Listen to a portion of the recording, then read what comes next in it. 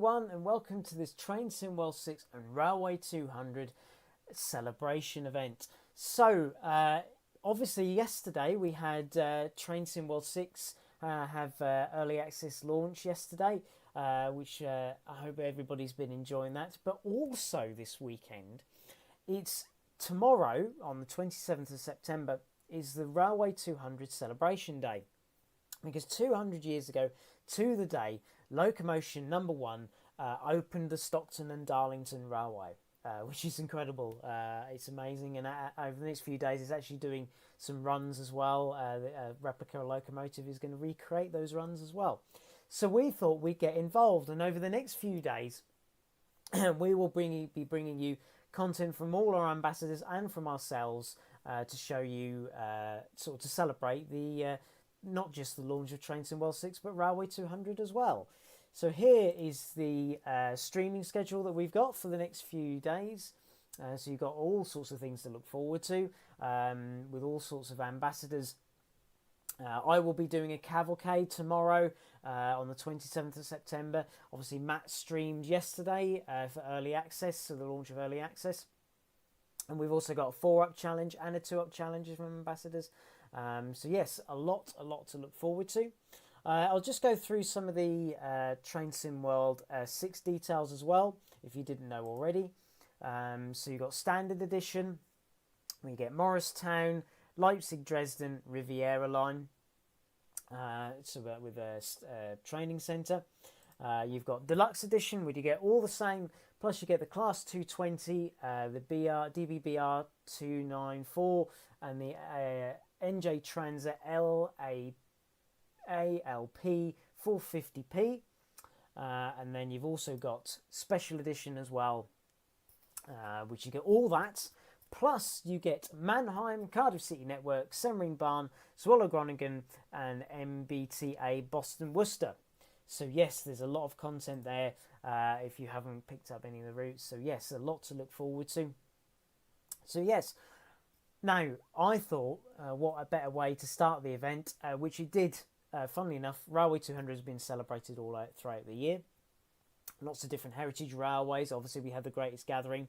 But one of the things that we did, or one of the things that was done on the 1st of January this year, there was a whistle up, and all the country took part in a whistle up. So I thought we'd start the event with a whistle up to celebrate, and we've got some different locomotives. So we'll start the whistle up, and then we'll get into our first ambassador content. Enjoy, everybody.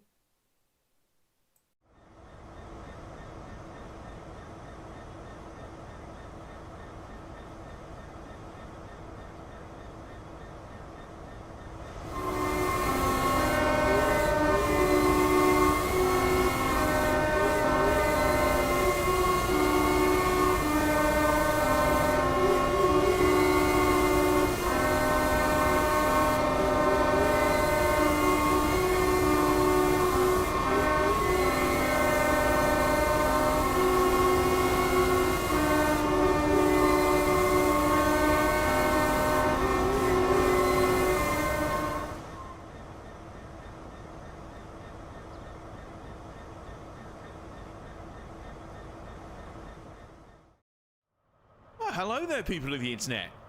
This is AJ Omega, and I'm here on a rather pleasant morning here at Exeter St David Station. Have a look at this. How lovely is this? I'm here as part of Dovetail Games' nice little campaign to celebrate not only the release of this game, what we are in right now, that being Train Sim World 6, but this little thing that's been happening recently, or most of this year, called Railway 200. You may have heard about it. And as part of that, I've been kindly invited, along with many other ambassadors and rather cool people, to not only show off some of the new stuff you can expect in Train Sim World 6, including this very route that we'll be travelling on very shortly, just off down there, but just talk a bit about what the railways mean to me, why I love them so much, what makes them so special to me. And they had no idea of knowing this, unless they had some sort of mind-reading capacity, but they couldn't have picked a better route that means more to me than this one. This is the brand new Riviera line, which is what we're going to be travelling on in this, which isn't one of the new trains for this route. That's a revamped Class 150, a Sprinter. We like those. I like Sprinters very much. But for our particular run, we're going to use this. We best hop aboard because we're about to leave now. But this, well, you know what this is. It's HST. It's Class 43, Intercity 125. It's majestic and it's spectacular. So we're going to hop on board. I'm going to get in the cab. I'm going to sit down. I'm going to lock the doors. And we're going to pop the headlights on. And, well, we've got a green signal. And we're due at Newton Abbot in about 18 minutes. So that involves traversing one of the most picturesque and iconic stretches of railway in the entire United Kingdom. So let's do that, shall we? Let's sort that. So, I don't know if you can hear that. Can you hear that very dimly? That little thing called a platform announcement? Yeah. You know, I was saying about some of the new things you can expect in Train Sim World 6? That's one of them. And I'm sure we'll get into that more later. But let's get cracking, shall we? We're already running a little bit behind schedule. Let's get moving, shall we? Let's go. Let's give it the beans. Yes.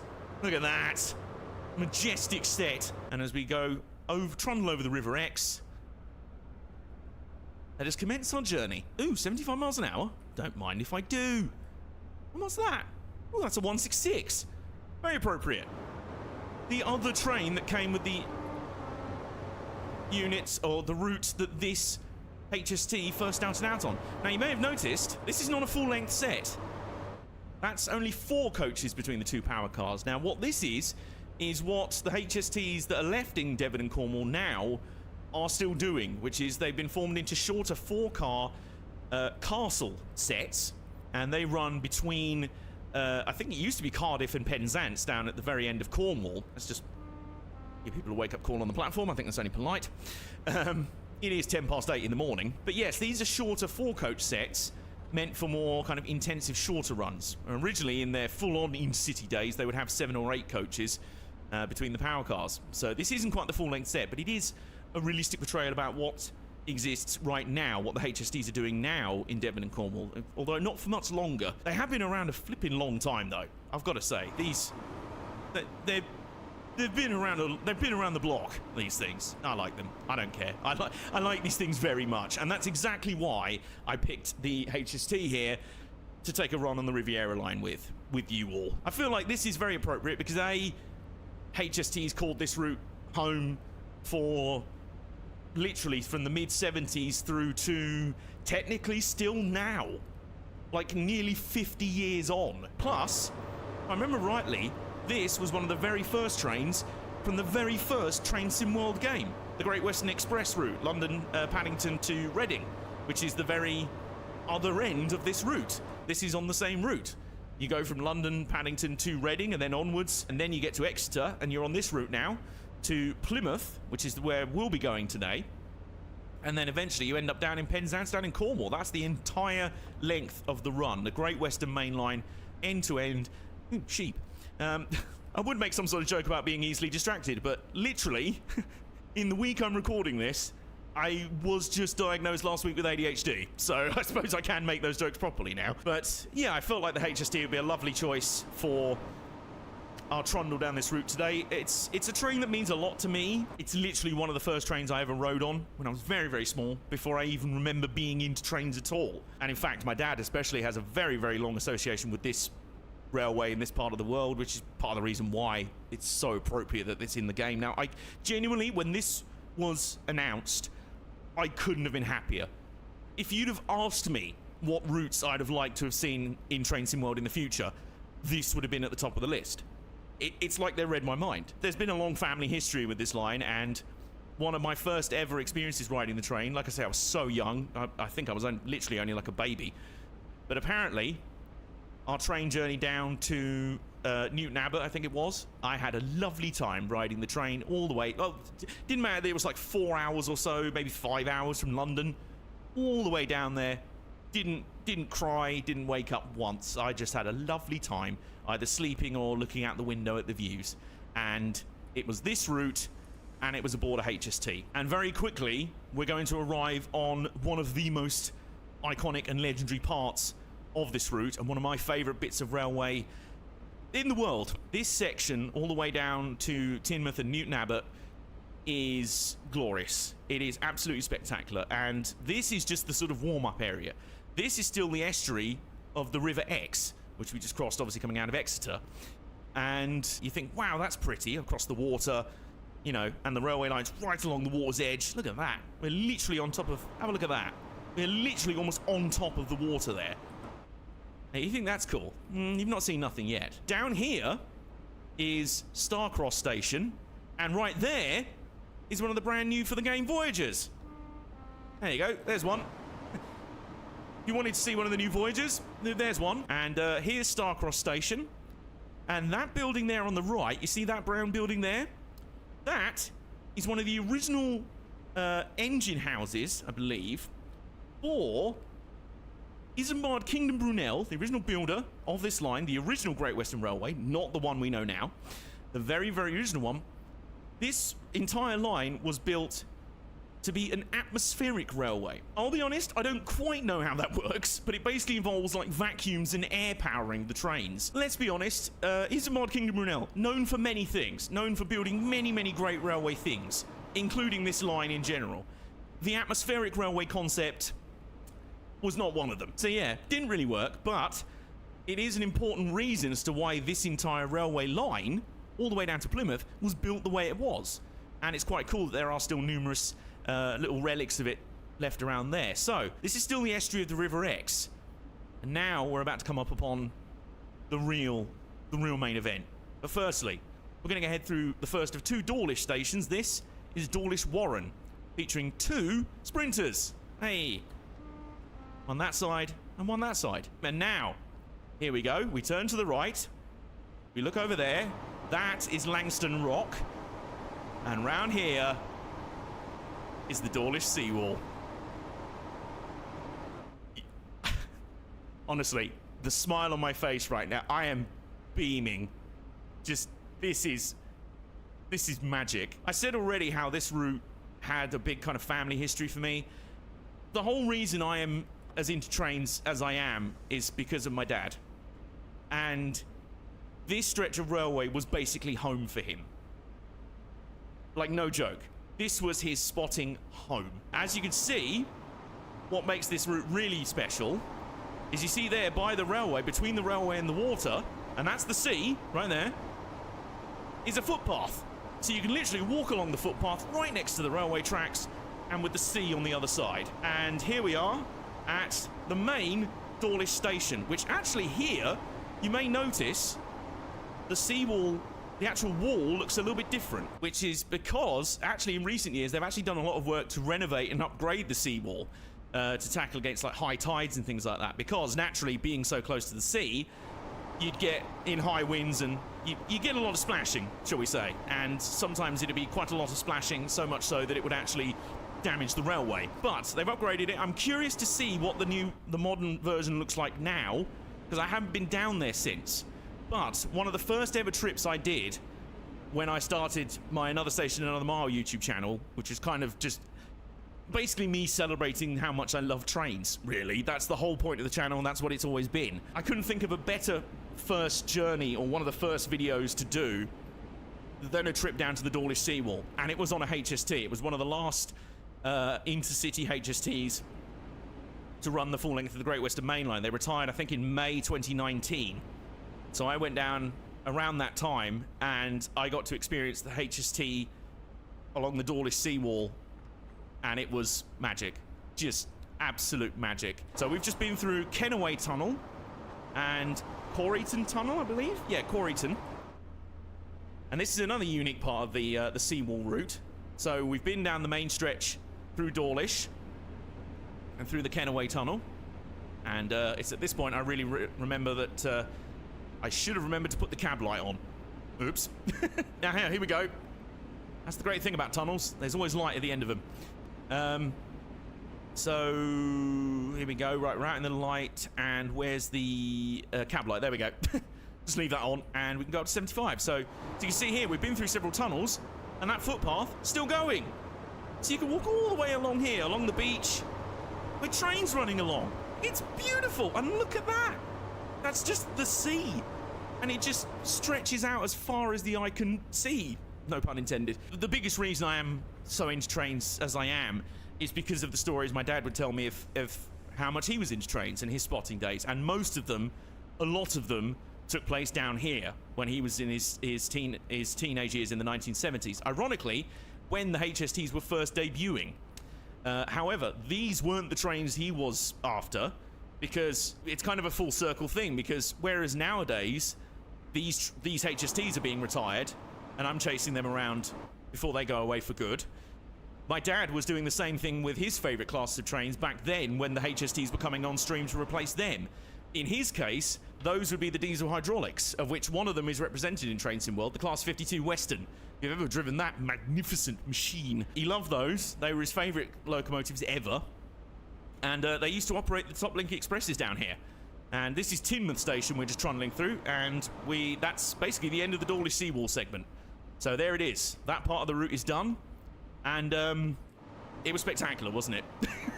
Absolutely. Like I said, someone must have been reading my mind at Dovetail Games. Somebody must have had a picture of me on the wall and went, let's make this guy, let's make the new route just for him. And it should be for everyone else, because everyone should love this route. It's beautiful. It is stunning. So now we're into the estuary. This is like the reverse of the River X portion up by Starcross and Dawlish Warren.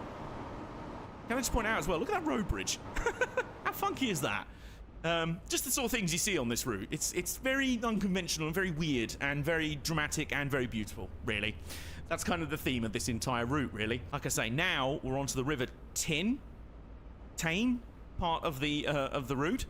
Like I say, it's like a sort of mirror image of the first part where we had the River X estuary sort of area, now Starcross and Dawlish Warren. Then we went along the seafront down through Dawlish, and then we turned back inland. So it kind of is a mirror image of itself in a way, and it's just spectacular, really. Like I said, one of the first, I couldn't think of a better like initial choice of route for me to go on for one of my first videos for Another Station on the Mile, a channel basically indulging my love of trains. I couldn't be happier that it's in the game.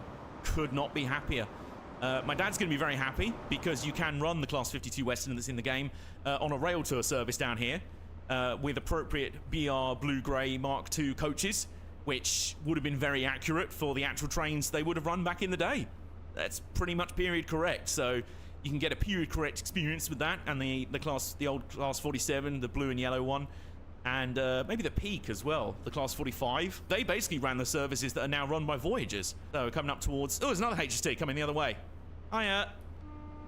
You. And of course, up until September 2023, you also had full-length HSTs still running on this part of the route for cross-country. In fact, I did the Farewell Rail Tour for the cross-country HSTs back in 2023. I really wanted to do, the longest journey they did towards the end of their life was, I think it was Plymouth to Glasgow. Or it might have been Plymouth to Edinburgh. I really wanted to do that, but unfortunately I ran out of time to do it. In fact, I was supposed to do it, and on the day I went to do it, I got about as far as Newton Abbot, actually, and then there was, everything kind of went wrong, really. Spectacularly wrong, so I just had to sort of write it off. Anyway, this is Newton Abbot Station we're trundling into now. It is not quite the station that it used to be, but I still rather like it. So let's just trundle nice and slowly into the platform. We're actually not quite as late as I thought it would be, as I thought we would be. I don't know if you could hear that. I don't know if you heard some more of the platform announcements. Like I said, they are one of the few little additions to Train Sim World 6, which is very, very cool. There should also be on-train announcements. I'm not sure if they're on the HST or if they're just on the new stuff that's coming to the game. I believe they're on the Sprinter, like that one. Hello. I like a good Sprinter.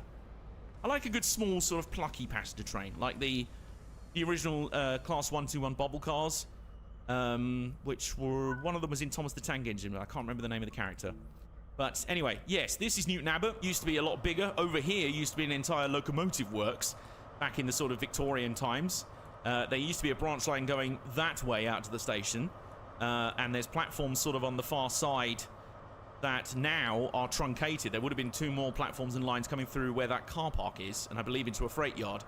Standard rule of thumb for almost all stations in the UK, if there's a car park at the station, that was probably a freight yard. Right, we've got the green signal, so let's get cracking, shall we? Let's head onwards to Totnes, which is another station which has a pretty cool bit of history for us.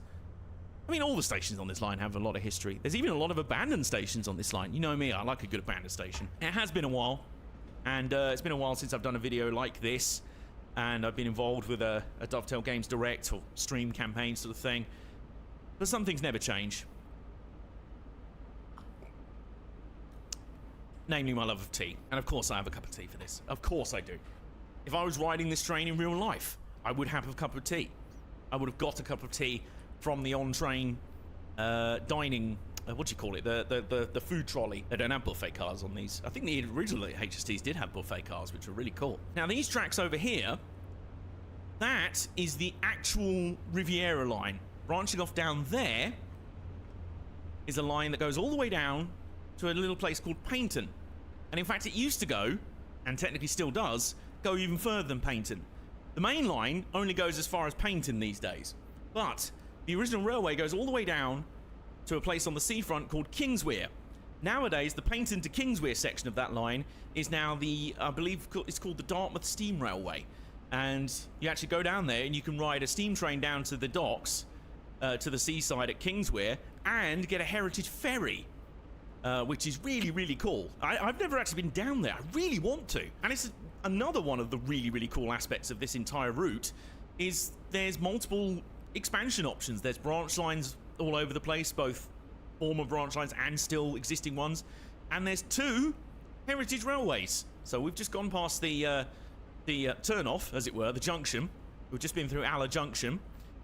So there's the first one down at Paignton, and the second one we'll see at Totnes. Well, we'll see a little bit of at Totnes, and I'm quite interested to see just how much of it actually is there. But we've got to get there first, and we've got 7 minutes to go. Now we're getting into, we're away from the seafront aspect of this route. We're now into the main signature aspect of this entire run through Devon, and especially Cornwall. The hills. There are many, many hills and inclines, and in fact, on this stretch of railway that we'll be running today are 3 of the steepest banks, steepest kind of gradients on any railways in the UK. 3 of them. We'll be going up 2 of them and then down the 3rd one. So thankfully they're not all up. 3 of them all at once. I mean, if you had 3 of them back to back, I don't know how high above sea level you'd be by the end of them. So we're at 55 miles an hour now, chuntering along in our HST. If we want to talk about my sort of personal love of trains and where they came from, like I'm sure there's many of you out there who have passions and hobbies that come and go. Maybe your love of trains has kind of come and gone down the years. I was huge into trains as a kid. I was a Thomas the Tank Engine nerd as a kid. You can probably guess that. This would not shock anyone. And then I hit a little period in my life called my teenage years. Several things that I love, punk music, racing cars, things like that. Those survived the teen years. My love of trains didn't. That didn't survive, so that went away for a bit. But it was still always there. Like, if I was out and about, I'd still think to go, well, that's an interesting train. Or I'd go, oh, that's I'd message my dad and say, oh, well, this is an old train. You recognise that. Every so often we'd go to heritage railways and things like that. So it would appear, it would spring up every now and again. And then from around 2009 to 2010, basically I had a gap year after I finished sixth form. So I was 18, 19 years old, and I had a sort of gap year where I didn't get into my first choice for university, and I had a sort of year out. And in lieu of not really doing anything else in my life, I mean, that was a very uneventful year otherwise, my love of trains came storming back. I went out and was filming trains, train spotting. I went out and found heritage steam rail tours on the main line and all that stuff. And I even started building a double-O gauge model railway in my room and everything. And then it sort of faded away again. Once I got into university, it sort of faded away again. And then it remained dormant for about another 7 or 8 years. And then really it started to come back to the fold around 2018 or so, which is around the time I figured, hey, do you know what? I saw folks like Jeff Marshall making cool train videos on YouTube and people really enjoyed them. And I thought, I just want to share my love of this thing. I just want to, like, you don't have to like trains as much as I do. I'm not expecting you to. Just, I want my videos to be able to convey to you why I love these things so much and why I find them so fascinating. And so that's kind of the long and short of it. So that's how I ended up starting Another Station of the Mile in 2019. And it's been going off and on, well, more off than on recently, but it's been, my love of trains has definitely stayed consistent ever since, which is really cool. And like I said, even in those times where I wasn't into trains so much, like, I remember, for example, traveling to Cardiff a few times in, this would have been late 2008, early 2009. And back then, I traveled on, well, these HSTs. There we go. They weren't GWR at the time. They were First Great Western. There you go. That was what the branding was before the current green GWR. As you can see, this is the current GWR livery. The really cool metal embossed letters on the side of the cabs, which I think is really cool. But this was the one before where they were sort of dark blue, kind of mauve with pink highlights on them, and I thought they looked great. And that's what I travelled on, back and forth from to Wales. And then a few years later, I did a similar situation, but this time to Cheltenham. So even then, just travelling on HSTs, it's just always been there. It's been an ever-present. Some of the big videos I've done in the last years on the Session on the Mile have been sort of retirement tours for the HSTs. For example, this run, the run down to Newton Abbot and along the seawall for the retirement off the Great Western Main Line. I did the Highland Chieftain, which is a journey from, I think it's still part of the timetable. It's a one-a-day service that runs from King's Cross in London all the way up to Inverness in northern Scotland. I think it lasts about 8 hours total. And I made sure to do that in the last few weeks before the HSTs were retired off the East Coast Main Line altogether. I did the Midland Main Line farewell tour for the HSTs there, did the cross-country HST farewell tour. Now, we've got the castle sets, which, like I say, these won't be around much longer. As it stands, they're going to start being replaced by the Class 175s. And then, of course, there'll be the ScotRail ones trundling around. They've got a few more years left. But, I mean, the fact that these units have made it to 50 years is, well, next year will be 50 years in service, I believe. And that is incredible. That is exceptional.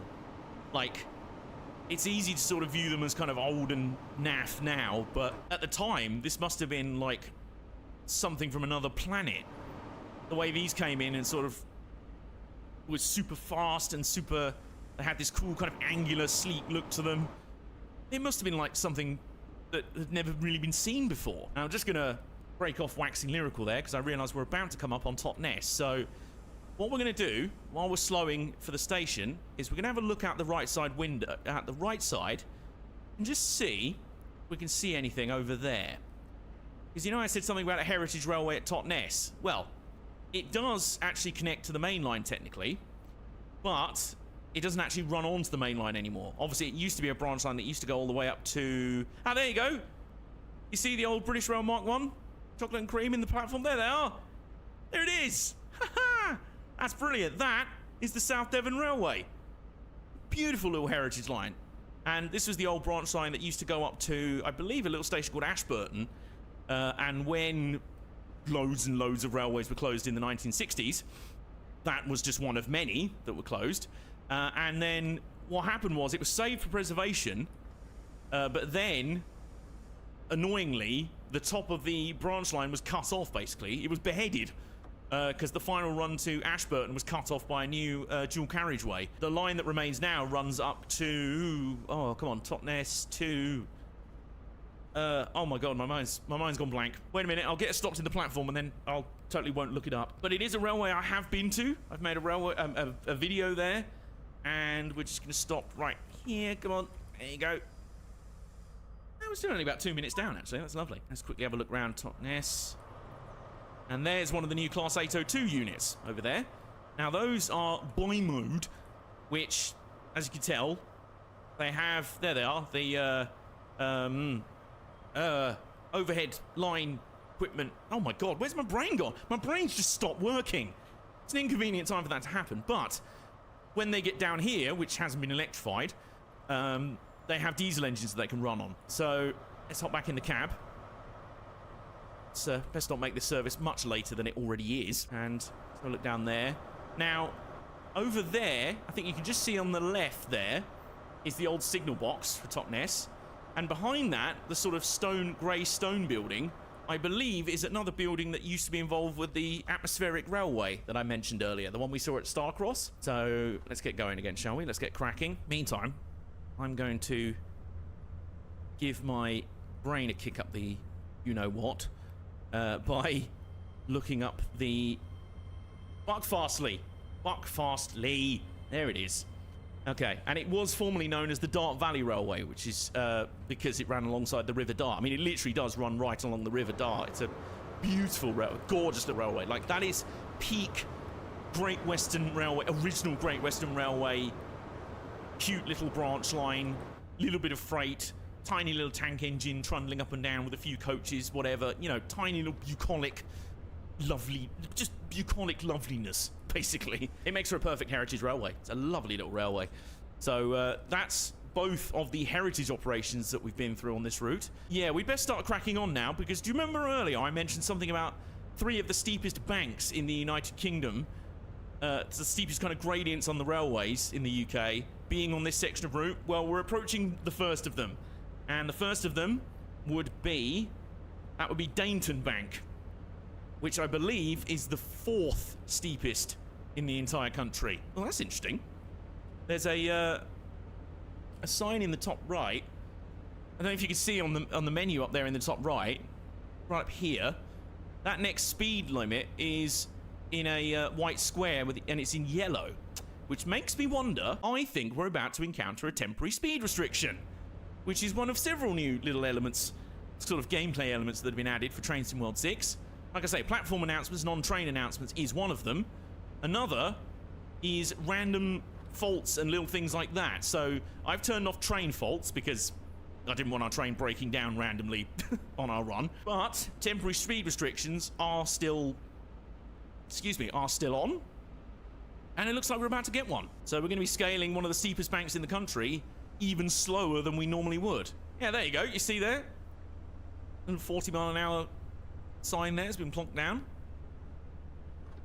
Now, it's just there, and then there's a 60 up there, so I don't know for how long this speed restriction is going to last.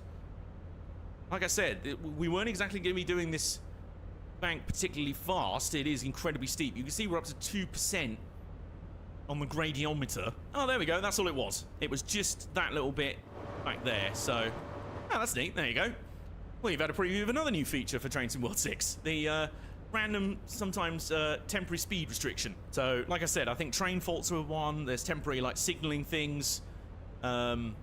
Speed restrictions, as you've seen. Just little things that are very much like the real railway. Random little faults and things that can go wrong on the real railway that make things a little bit more realistic when you're playing it here. Like I said, back in the Steam days, I mean, these were a real challenge. You'd have to really hustle the steam locos up here, and quite often they'd sometimes have to have like a banker locomotive on the back, like a tank engine or something, pushing the train from the back.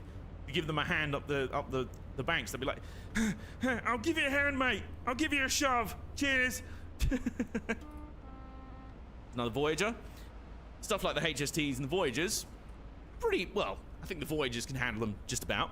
HSTs, no problem whatsoever. But yeah, they are one of the interesting aspects of this entire route. And when I said earlier about how Isambard Kingdom Brunel's ill-fated atmospheric railway was kind of a big kind of contributor for how this railway was designed, basically his logic was that the atmospheric railway meant that it could take tighter turns and steeper gradients than a normal railway line, except then the atmospheric railway system kind of didn't work, so he had to remove that and was then left with a very twisty, very winding, very up and down roller coaster of a railway that had to be navigated with traditional steam locos.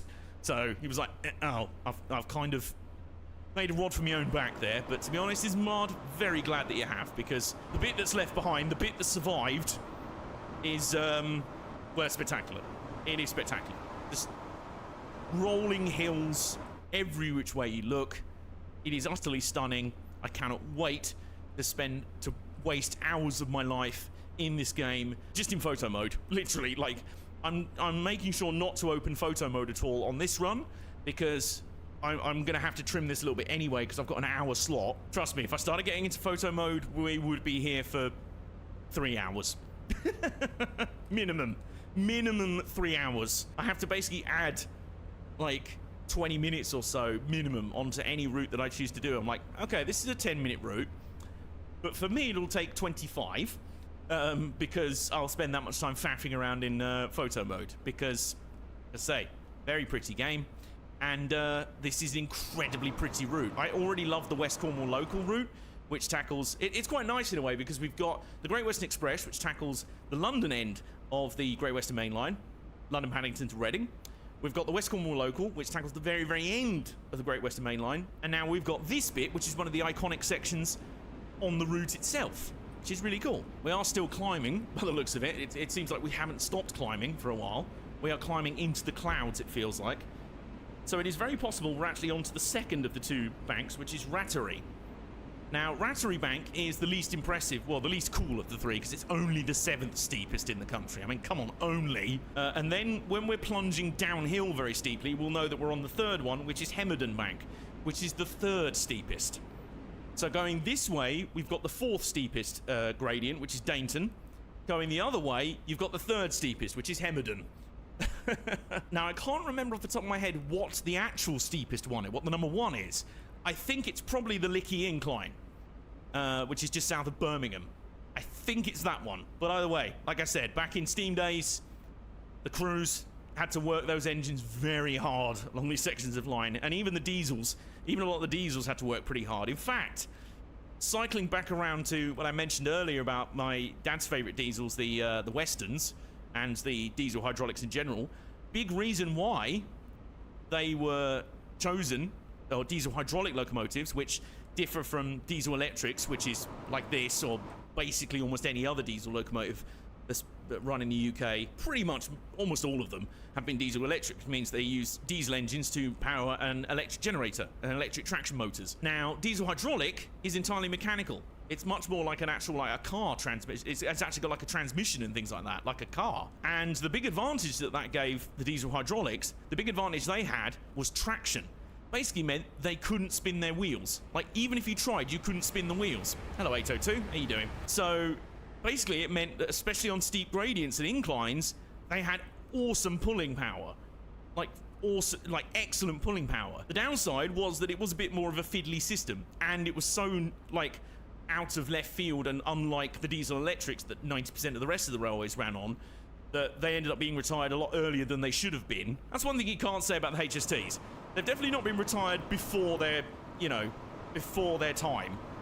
They've definitely done more than enough service, years of service. But because they were so non-standard, it meant you had to have specialist equipment and knowledge to repair them and spare parts and things like that. So they were just sort of deemed non-standard and decided to bin them off as quickly as possible, which is rather frustrating. Oh, there's cows.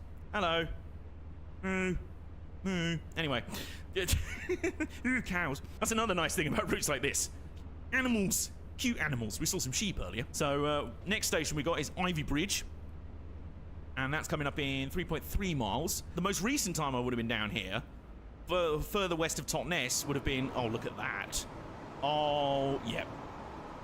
That's another thing you get around here with a lot of hills and valleys and things like that. You get spectacular bridges and viaducts, which is lovely. But the one time, or the most recent time I would have been down this far into Devon and getting onto Cornwall, I would have been asleep at this point of the journey, because it would have been about 3 in the morning or 4 in the morning, and I would have been aboard the Night Riviera sleeper train. Now, there used to be a lot more sleeper trains in the United Kingdom, which I miss badly. I mean, sleeper trains are making a big resurgence in Europe, on mainland Europe, which is fantastic. I love a good sleeper train. Brilliant. And there's 2 left now in the UK, one of which I've yet to ride on. Well, properly. I have done it once, but only in seating. I've not done an actual berth, like a bed, on the Caledonian sleeper, which runs from London Euston up to Glasgow and Edinburgh, and then splits and goes up to places like Aberdeen, Fort William, and Inverness.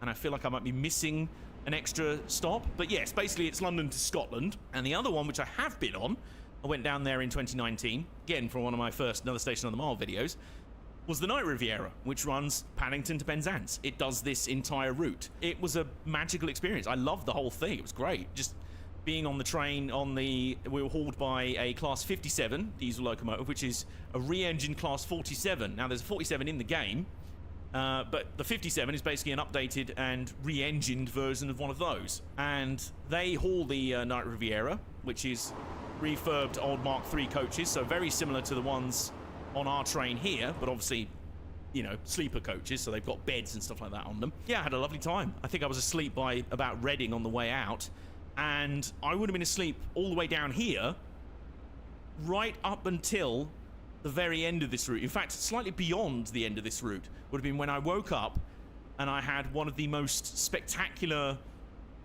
kind of visuals that I've ever had traveling on any train ever. It, like, just the sight that I saw and the timing of it all was just one of the most spectacular things I've ever seen traveling by train. This is the kind of route that reminds you that being able to sit in comfort and look out the window and enjoy your journey is one of the biggest benefits of traveling by train.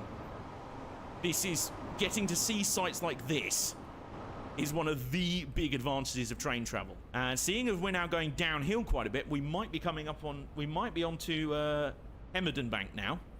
Well, we're not going downhill that much. In fact, I've got the brake on. I've got the brake on. because we're stopping at Ivory Bridge in about a mile. Whoops. I've changed in a way because I used to be super, like, treating this like a racing game the whole time. Like, I've got to get to each station as fast as possible, which often meant that I'd leave my braking to the very last minute and then just fly straight through a station and miss it.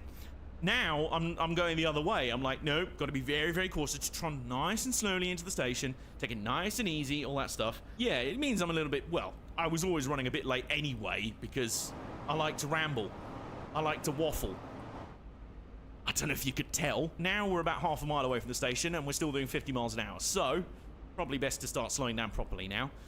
In fact, it was a tooltip in the loading screens for Train Sim World 5 that finally taught me the right way to do it, which basically says that when you're entering a station, you should probably be doing at most 30 miles an hour. Now, there's certain trains where you can push that a little bit, you can be a little bit above that, but that's a good guide. You don't want to be doing more than that. Right, we're coming into the station now, 33 miles an hour, so close enough. Now let's put the main brakes on. Full service brakes, come on, come on. There we go. And then just let off the brakes a little bit, ease it in. Ease it in. Oh, I think we're going to stop a little early, are we? Are we? I think we are. We are. Okay, let's put the brakes on, why not? There we go. Are we on the platform all right? Well, let's unlock the doors and let's check. Oh, we are. Just about. Well, the rear power car isn't, but back door. Yeah, close enough. Also, you may notice that this station looks a bit different to the other ones that we've seen on the line. It doesn't look as old-fashioned. It's just a big sort of footbridge and some platforms. That will be because it's one of the newest stations on this line. It was opened in 1994. There was the original Ivy Bridge station, I believe, was closed in the 60s, and it was a mile further back that way, so back east, I believe. So that was just one of, I believe, 11 abandoned stations on this route, so I will have to definitely have an explore of this route in the game and in real life to find all the abandoned stations. You know me, I like a good abandoned station. And now, well, we've got the final run to Plymouth. We've got 12 minutes to get to do 11 miles to Plymouth. So let's crack on, shall we? Let's do it. Oh, that's the best part of 5,500 horsepower, making an almighty eruption of noise and speed. HSD still holds the I believe it's the world record for the fastest speed by a diesel train. I want to say it's 148 miles an hour, because, I mean, if you didn't know already, the name Intercity 125 is a bit of a giveaway. 125 was the top speed they were designed to do, but 125 was the top speed they were designed to do and just sit at all day long, which is what always impressed me the most about these trains. Like, they could just sit at 125 miles an hour all day long for hundreds of miles, up and down the country, across the country, all the way around. This is what they did for so long, for so many decades, and they still do. Oh, wow, look at that. That's stunning as well. And there's another HST coming the other way. Hello. There you go. Do you have more of them? Look like you had more than 4 coaches on. Interesting. Anyway, yes, this is what those, you know, what they were designed to do. In a way, this castle set that we're driving, which has stopped at quite a few stations, isn't quite what they're designed to do. They're not as stop-start. They're not designed to be like stop-starty kind of like units, or like, you know, like the sort of units you'd get on your commute to work. And they've been worked a lot. And ooh, is that sheep or goats? I'm not sure. Anyway, more farm animals, always good. I've said it many times already, and I'm going to say it again. I was so happy when it was revealed that this was the big new UK route coming for Train Sim World 6. This is a very special railway for me. It's a very special stretch of line for me, very special stretch of line for my family, my dad especially, and it's appropriate that I've been getting to talk to you about where my love of trains came from, which was almost entirely my dad, because a lot of it originated right here, on this line, and on the seawall up at Dawlish, and around Exeter, and we're coming up towards Plymouth, the end of this section of the route in the game, and the gateway into Cornwall, basically. And another beautiful viaduct. Look at this. Look at how spectacular is that? Look at that. That is marvellous. I think we're this side, we don't actually cross the Royal Albert Bridge over the River Tamar, which is kind of the official entry into Cornwall. Like, when you cross that bridge, it's like you are entering Cornwall. And you have to put jam and cream on your scones the other way round than you're supposed to in Devon or something. I had jam and clotted cream on scones recently, just in a cafe, and I mentioned it to some friends of mine afterwards. My God, the war that started, it was like, did you pronounce it the right way? I'm like, I don't know. Did you put it on the correct way? I don't know. What is there? There is a right way and a wrong way. I know there is. And if you asked a Devonian or you asked a Cornish person, they probably have two different answers for you and swear that they're the right ways of doing it. If you are from the West Country, if you're from Devon and Cornwall, and you have a definitive answer for this age-old conundrum, please declare it for me. But yes, we are the Devon side of Plymouth, and I don't think we're going to quite cross the Royal Albert Bridge, which is a spectacular bit of architecture, by the way. It is stunning, because I think it is just west of Plymouth, where you cross over the bridge and you go over the River Tamar, and that's when you enter Cornwall. And when I took my journey on the Night Riviera, that's about where I woke up in the morning. I just so happened to wake up just as we were trundling out of Plymouth and crossing the Royal Albert Bridge. And I just so happened to blearily kind of wake up, bleary-eyed, and then just open the blind. I was laying next to, the window. I opened the blind, stared kind of blearily out the window, and just saw it was the very first light of dawn. This was late August, early September, kind of not far off the time of year that we're actually doing this now. A bit earlier in September, so closer to summer end of September than autumn September, if that makes sense. And so the sun was starting to come up around, like, I think this was like 5 in the morning or so, and I just happened to wake up at the very first light of dawn, so that the sky was like purple, very dark purple, but then you had the light on the horizon, and it was just all the lights of all the boats sort of in the harbour below under the bridge. And it was just, I mean, it's a shot that if you've watched any of my Another Station on the Marv videos, you've seen that shot, because I literally just grabbed my camera, plonked it on my bedside table, and filmed. I was just like, film this. I need to capture this. And I'm so glad I did. It was beautiful. Absolutely stunning. So that's a part of this route that isn't actually in the game yet. Hopefully it will at some point. I mean, it'd be neat if they could connect basically the this route with the West Cornwall local route. It'd be quite fun. But I joked about this recently with the Dovetail Games folks themselves. I am very wary of... Listen, every single one of us, probably all of you watching this right now, probably have your own personal wish list of things and trains and routes that you want to see in Train Sim World, right? We all do. Mine's the Class 50. But that's number one on my list. But the point is, like, it is a lot of effort and a lot of endeavour to actually get these locos and routes modelled in the game.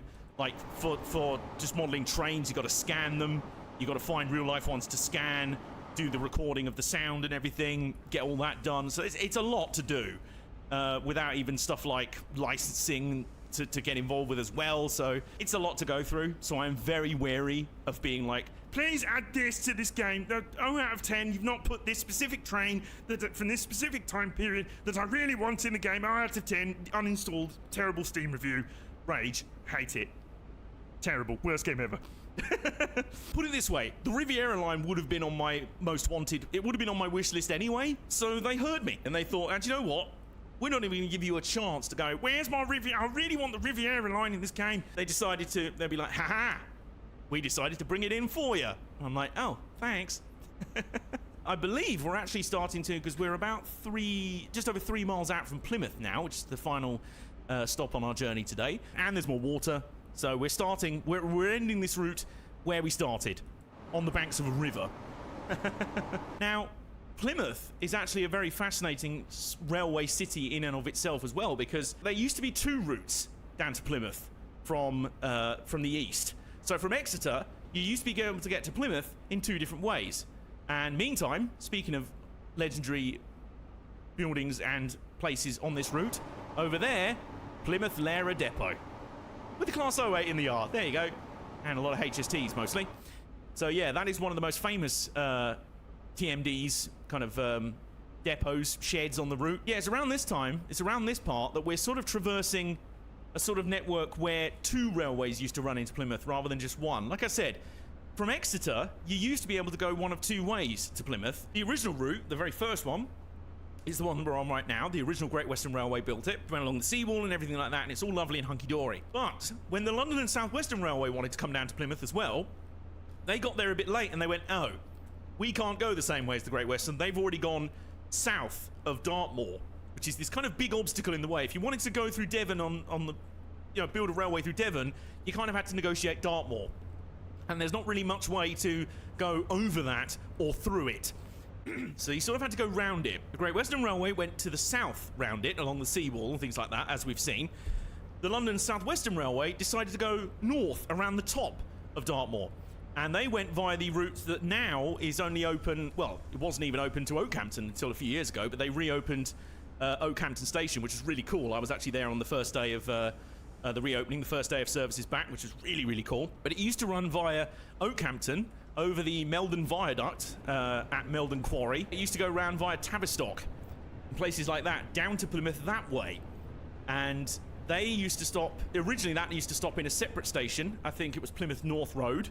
And they used to have separate, I believe now, where that station used to be, is now a freight branch down to the docks in Plymouth. And we're now speeding, actually, because we're only supposed to be doing 25 miles an hour. Calm down. I know we're keen to get into Plymouth, but we're not actually that late either. I'm kind of shocked. And so, yeah, here we are. Welcome to Plymouth. And in the platform over there is an 802. There's a Voyager there. Are we going to get the trifecta at Plymouth of all the new trains for this route? All three of them. I mean, I say the Sprinter's new. Obviously, there's been Sprinters in the game before. Class 150s. But this is a new model. It's revamped model. So it's kind of new for this route in many ways. So let's have a trundle in. We better stop in time because there's a red signal at the end of the platform. I'm not going all this way just to spad at the very end of it. I am determined not to do that. And trundling in, and now let's pop a bit more brake on, bit more brake on, bit more brake on. Okay, now I'm starting to panic a little bit. I'm starting to panic a little bit. No, it's fine. Relax. Relax. There we go. Got it under control. Lovely. That'll do. And, yeah, welcome to Plymouth. No matter what length of train you are, you're probably stopping here. Unless you have 12 coaches. And then you're stopping here. But everything else, you're stopping there. And there we go. That'll do. Got a nice little gold medal for that. Minus 175 for speeding. On time bonus. I mean, I wasn't, technically, but, you know, close enough. Junction changes, left vehicle on safely. No, I didn't fling myself out of the train while I was on the move. I find that's a very bad idea. But return to free roam. Let's just have a little wander around Plymouth Station to conclude what has been a thoroughly lovely journey. I mean, I've basically had a chance to trundle down one of my favourite routes in the whole of the UK. In Train Sim World. In the brand new Train Sim World game. And I've got a chance to natter to all of you about... There's old phone boxes there, look at that. That's cool. Anyway, yes, I wasn't here to natter about old phone boxes at you, but, yeah, I had a chance to natter about why I love trains so much to you all. And, I hope you've enjoyed it. I hope you've enjoyed it. Oh, hello. I found a secret thing. Oh, I put a fire extinguisher down. Lovely, there we go. Oh, we got a departure. The 802 at, is that platform 6 or 7, I think it is. Anyway, running along. Don't run on the platform. Okay, I'm a staffer. There we go. So that's heading off. Probably. Back up to London. Back up to London, Paddington. The starting point of the very first UK route in Train Sim World. And that feels rather full circle, doesn't it? That feels rather lovely. Trains make me happy. I think if there's one thing you can take out of this video, trains make me happy. And this section of railway makes me very happy. And the fact that it's now in Train Sim World 6 makes me very, very, very happy. And that's lovely. Thank you all so much. I hope you've really enjoyed this journey. Hope you guys really enjoy playing Train Sim World 6 as well. Thank you for tuning in. Thank you, Dovetail Games. And I'm off down to Penzance now. See you later. Along the way. Hello,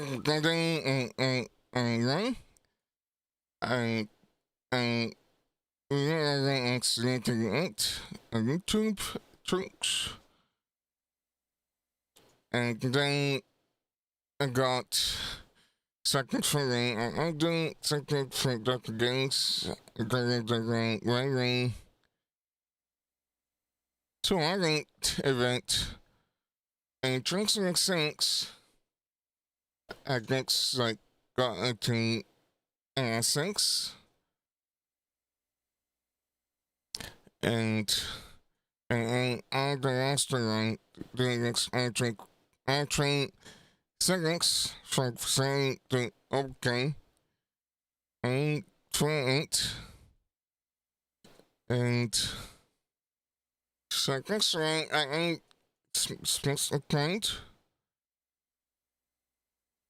I really do like that content like YouTube content like and sometimes content things like some things I do like all the tasking doing some wrong like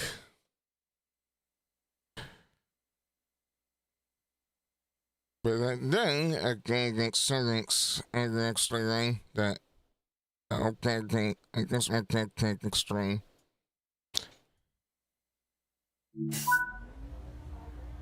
That's gonna get like okay so out.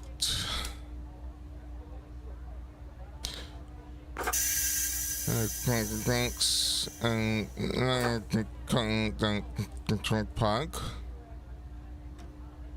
Okay, this game is an interesting string. We got a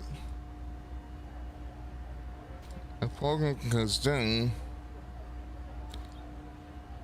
Okay, it's not because the sometimes I feel like actually starting to say program it's like something you need to put a crank. I love its accent.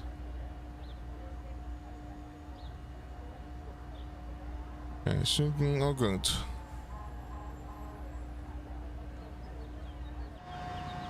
I can just go and get this screenshot.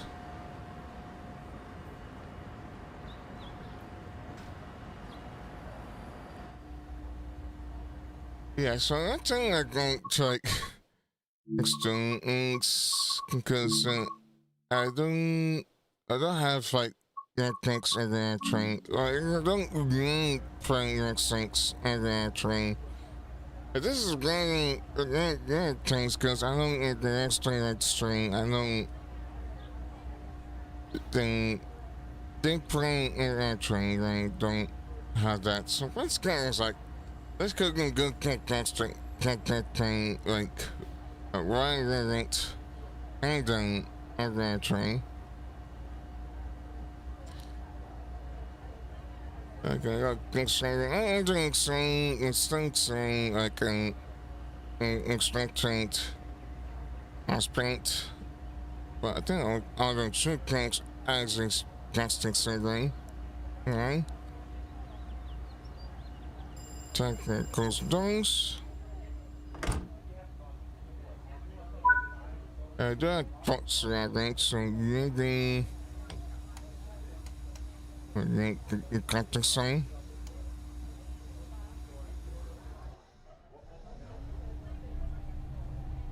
Yeah, I think those I think to like right as I got to flying.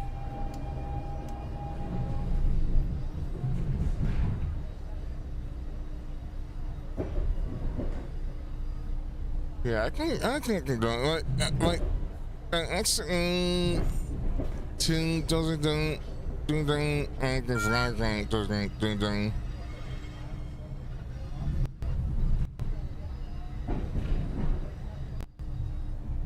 And then it's I think makes sense going. I was on this roasting the right train.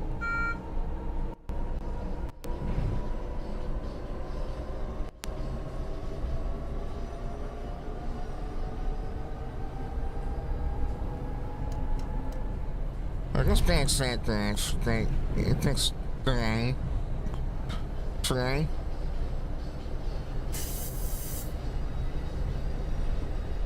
And I think the next 2 seconds, I think they're doing like the next scene doing.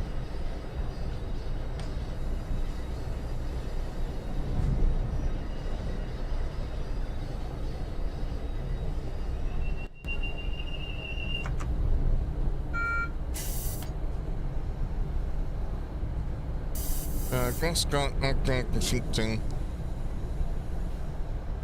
Yeah, this is like kind of skydiving. It's like you get the gatherings, like also it's like it's gathering like next into Abbot.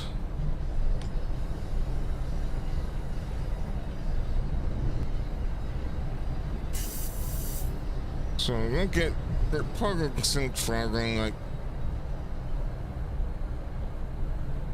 after things get take some hands I think as a result. Certain things like that's usually clarified expecting spirit from that hand. Well, that was thinking the next thing for that clarified.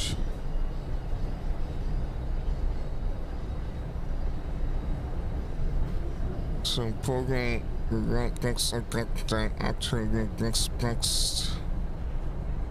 the next. So nice.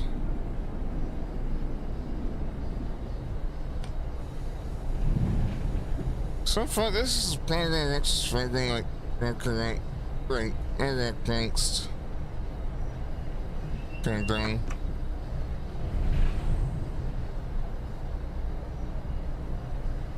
I think I kept that kind of thing like. I expect because then you don't get events like was a fault happened.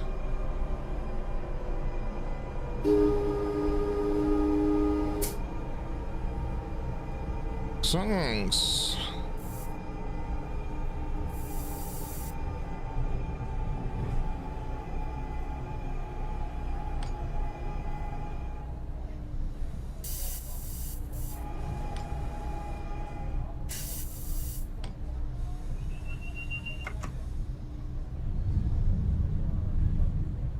I can spend clock time, so I'm not like ranks. Yeah, that makes I'm gonna do that thing.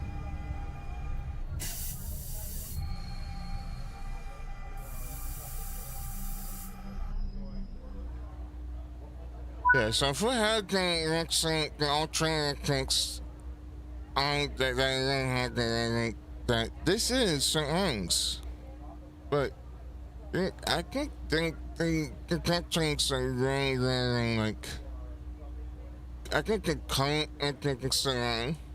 I didn't really, but it's St. Anne songs. I think I can.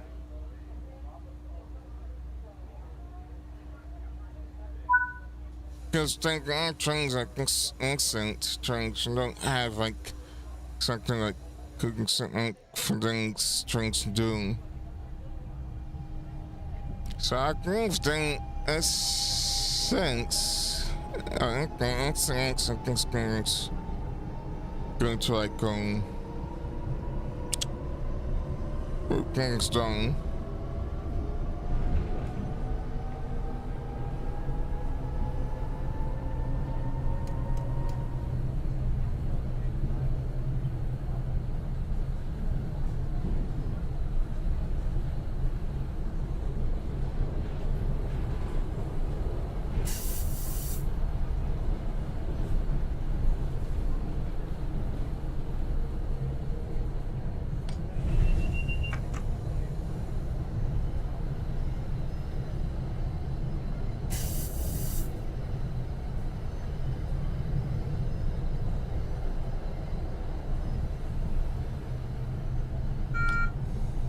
Yeah, I got that to do, but then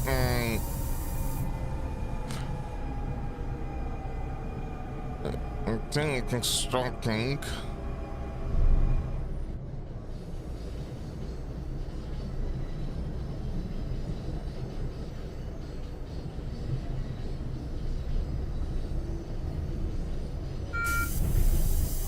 Extend that things out, so I got get done.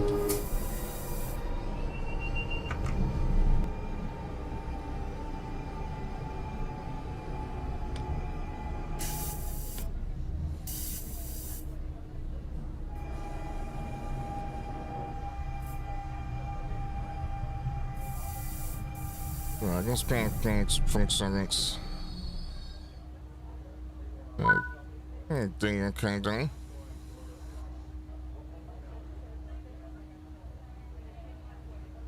I got 20 seconds.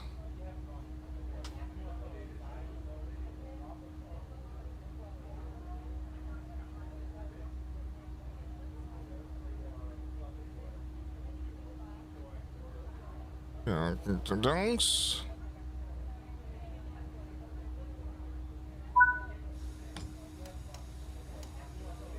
Recreate is next.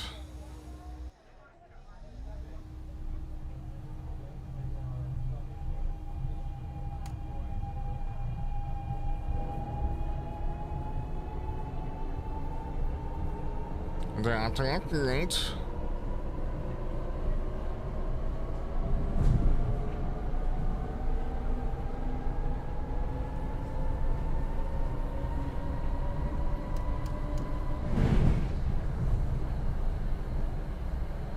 Because sometimes I think I need to get stock line.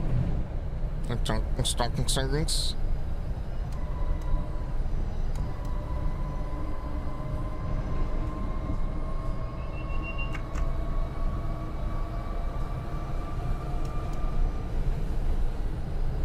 I can just go sing then.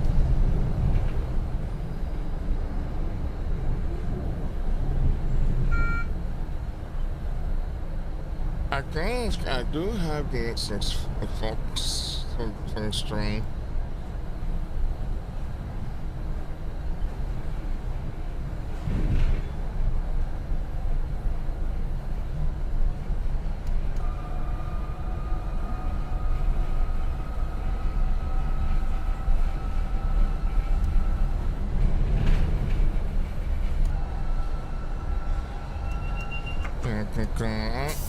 We're gonna get the blanks applied.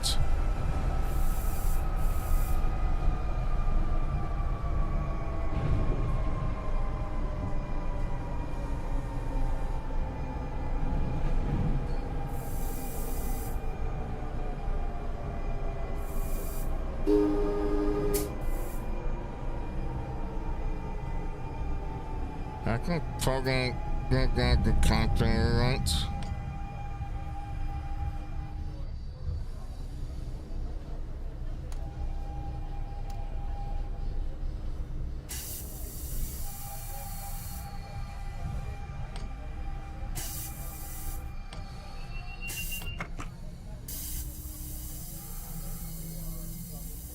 What?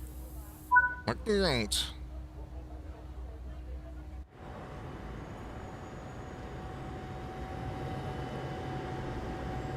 Yeah, so I think I closed down this goes like I think that thing those things should get their own and having things.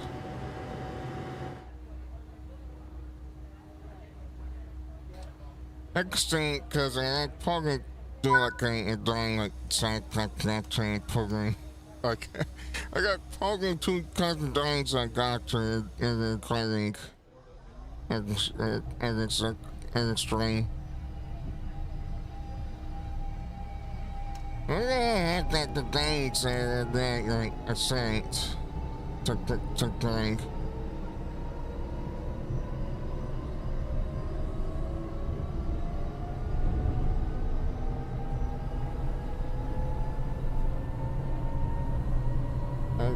I then got some ice cream.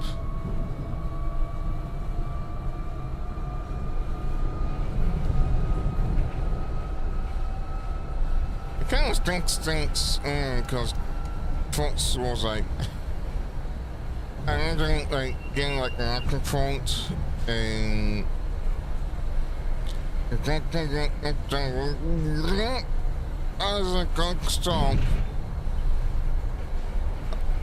Architecting and then probing because I was trying to resolve Actually, I can touch this thing and it's solvent.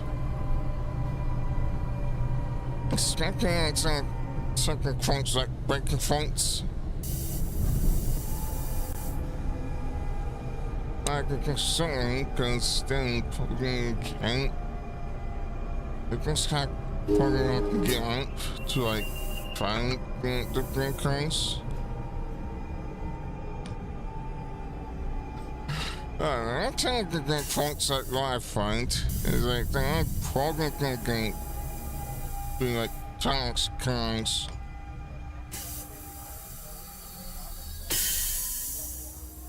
For me. So if he wants to get out, just consent the tracks and get a 60 gates back around.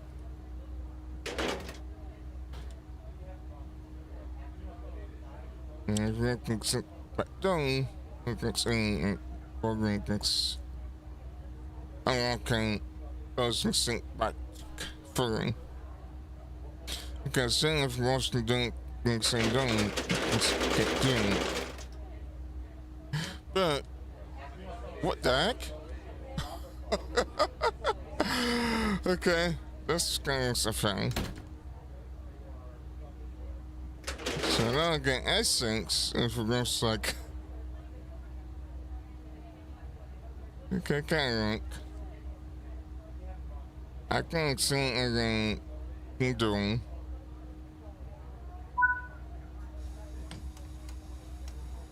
The doctor has content. But what exists?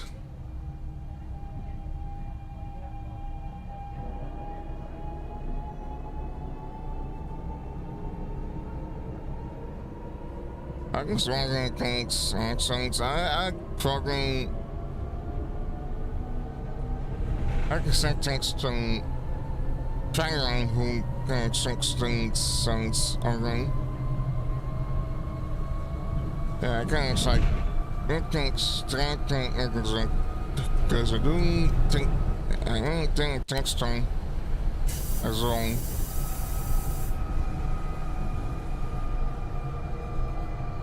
I don't really like architect things again.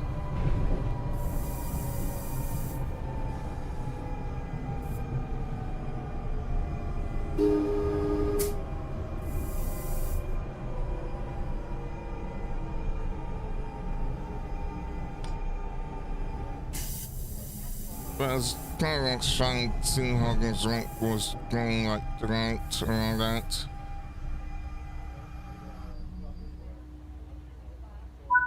What's a catching? I forgot the red train.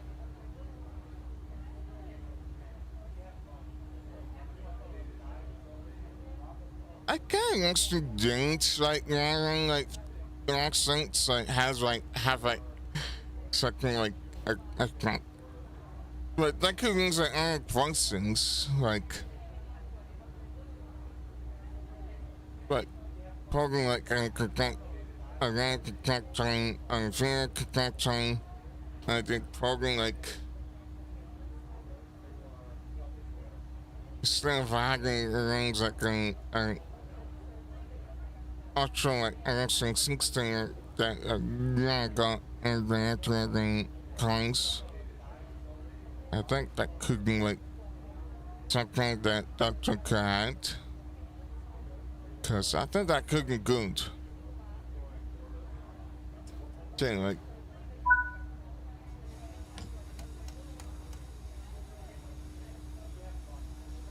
everything is fixed. Yeah, something like stumping everything on results.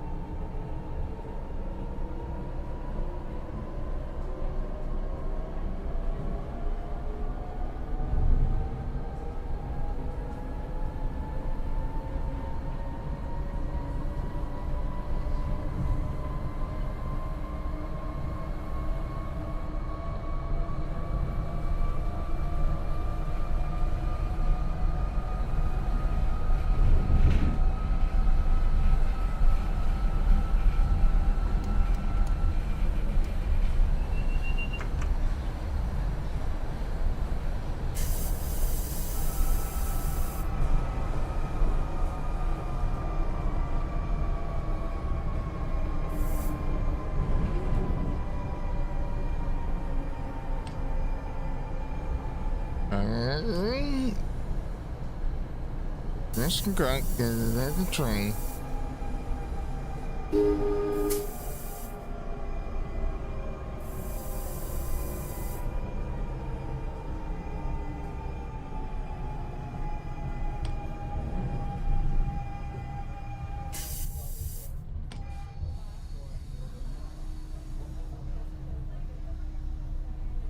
Yeah, I think this is looking good.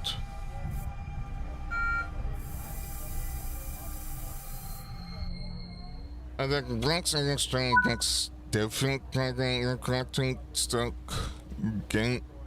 We can get a drive, I guess, right? Because doesn't that like yeah right? Like this runs this is like actually set right. Yeah, then plugging with the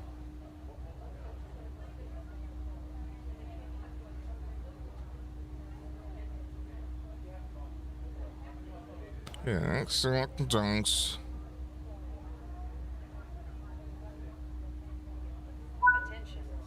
Fucking dunks, what is this? 11:10 a.m. eastbound train to Hoboken is expected to arrive on track 1 in approximately 1 minute. Yep, that was an excellent. And then the trains keep going. Orange. I don't know what that thing was. I think it was. Yeah, I agree. Oh, I couldn't. I seen that.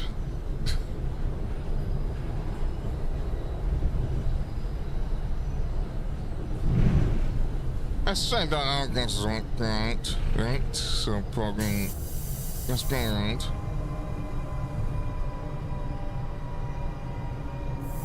I still get things like that, so probably.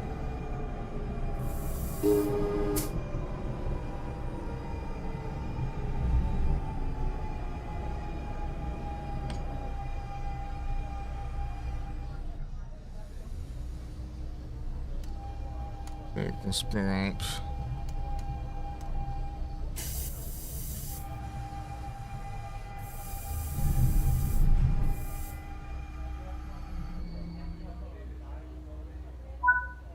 Thanks.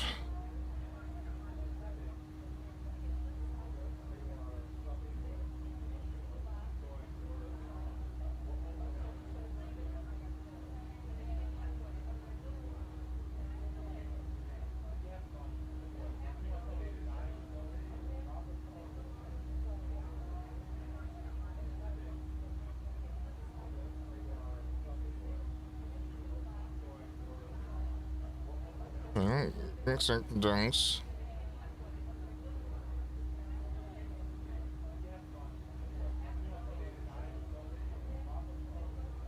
Okay, now I got a fault.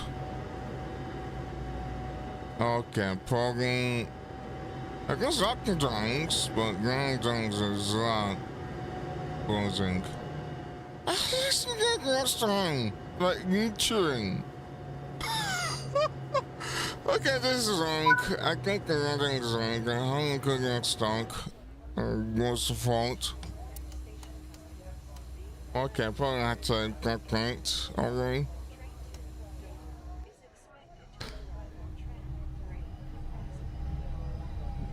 Okay, that's wrong. It should be like saying that the don't have to get stuck. Or couldn't a fault, and then also it's like you turn.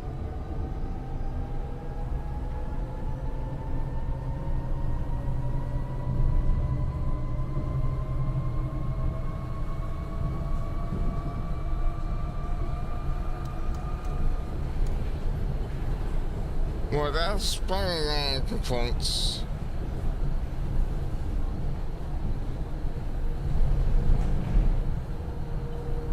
I think in 6 France, I think I'm probably having got the content at Branch 5 against the rain. Well, I don't seem like Tuesday Hoboken.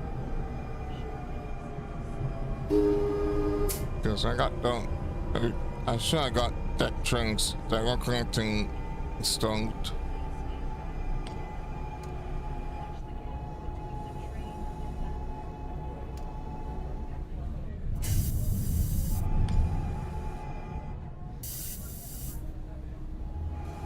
I can still like, yeah, connecting. I don't.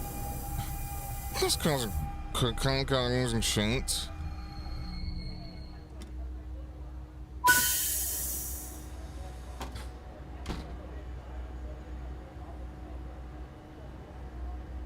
It's like last time doing a plan like could like guessing I reckon a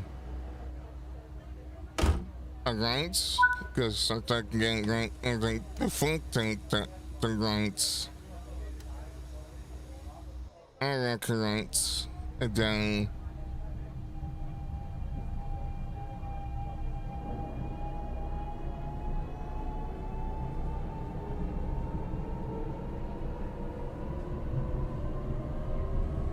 but then let's go next thing is like I'll get to rights the raves. The right these rights anyway.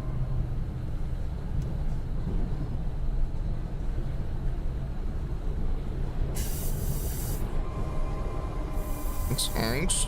I did four rings. I didn't go up to ring. I'm getting a rocket front. Go on.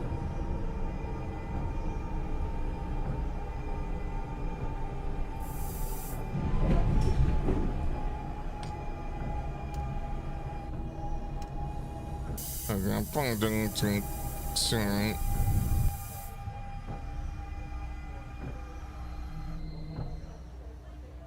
Thanks.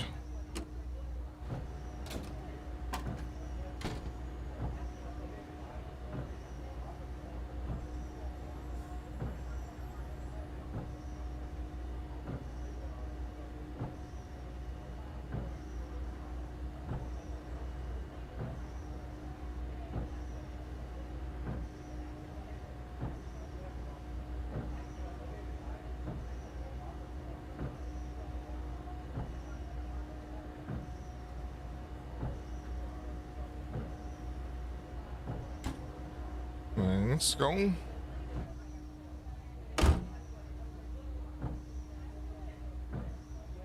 Okay, I got stuck again. I can't change this train. I thought I can kick her in.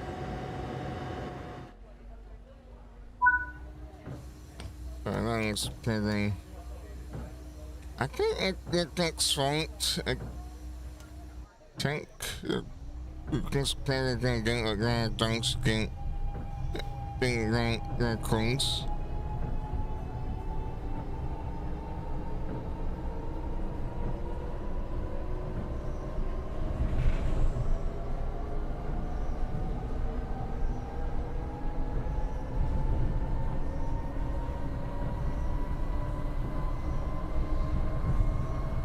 I got some stuff. Okay, now I can just it's being like going on like I don't think saying so first I forgot like drawings that can't like okay, sure I can try to next time. I don't know why I hacked the thing.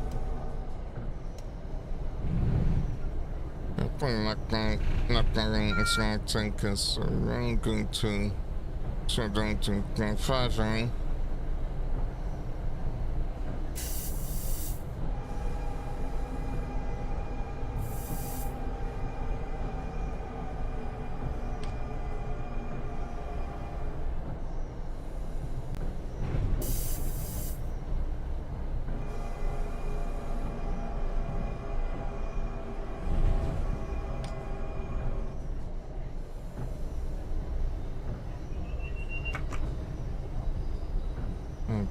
and going to Roseway.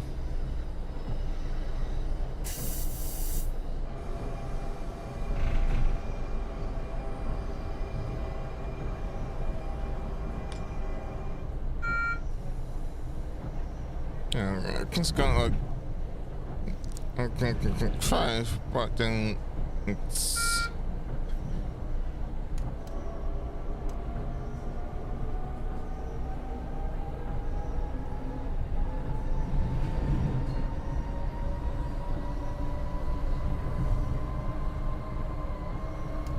what? I got this done. I won't get 6 minutes again. That's blind.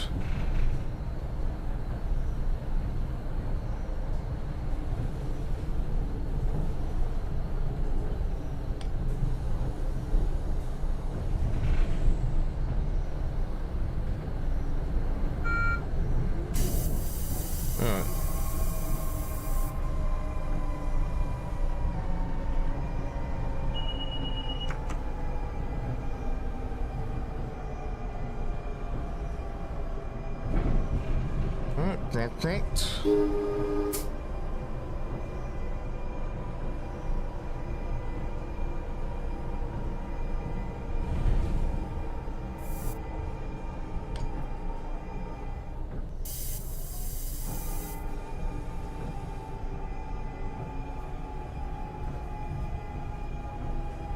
I can't start up right at this platform. It done.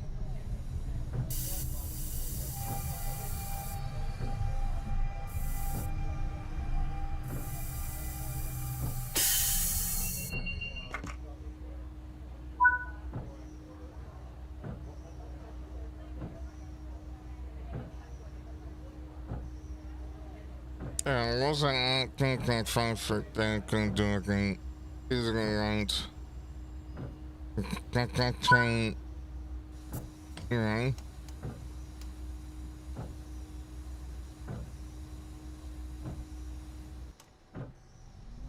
Yeah, there is exist.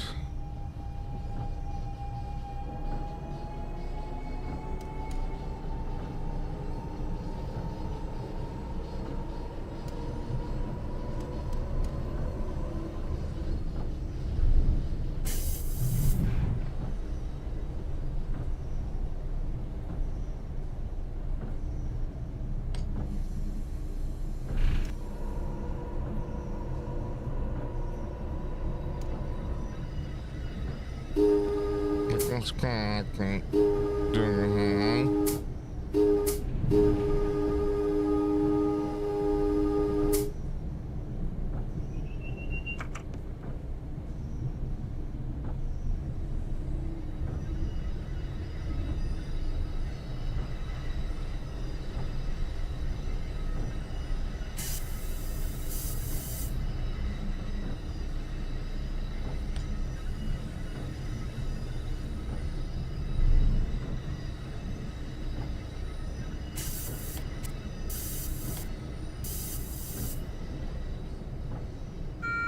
I got an upgrade. The crane.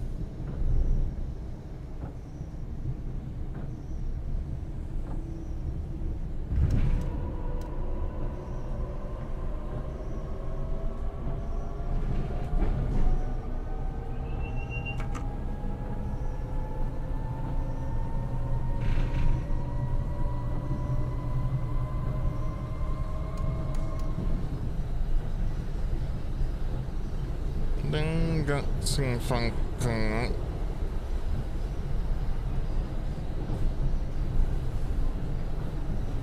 Yeah, that kind of stuff doesn't that great to run.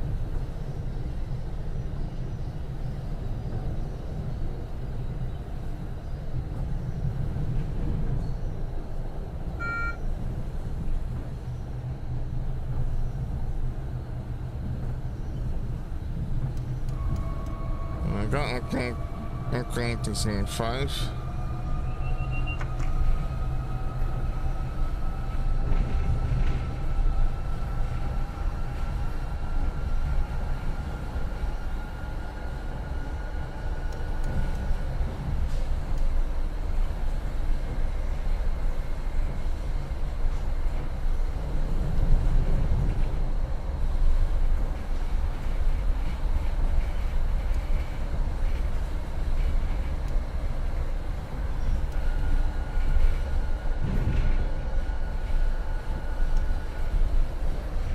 Yeah, I guess maybe, like, the exits are like the cabinets thing.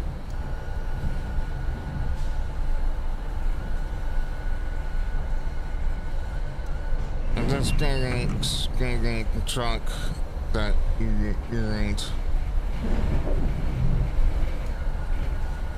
But get on if you're going to get the struggling.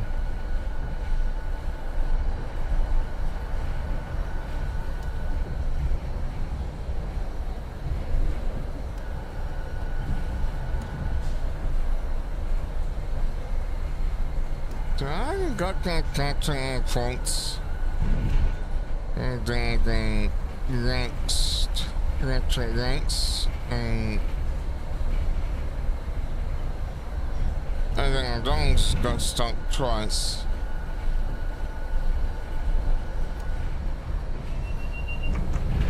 Interesting.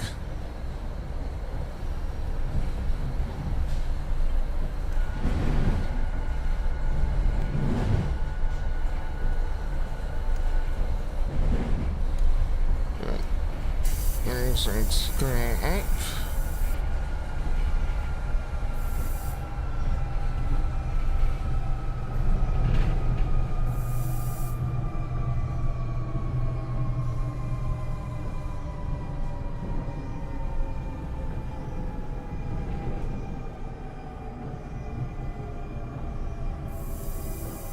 It is going a sort of platform, so that they can like 15 or 20 years by.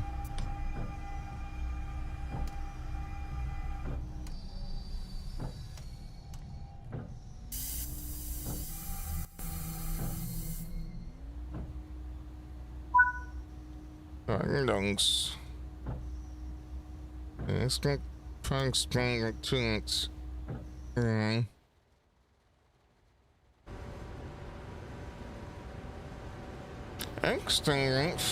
Extreme. Right, I can't actually get things on islands and hiring.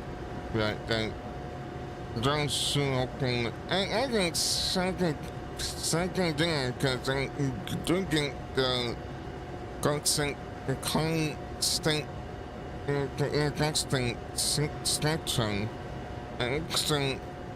If I can't, it's like we're going to start like not every that time if we weren't driving a cartoons, but and then sounds like what is that can't find that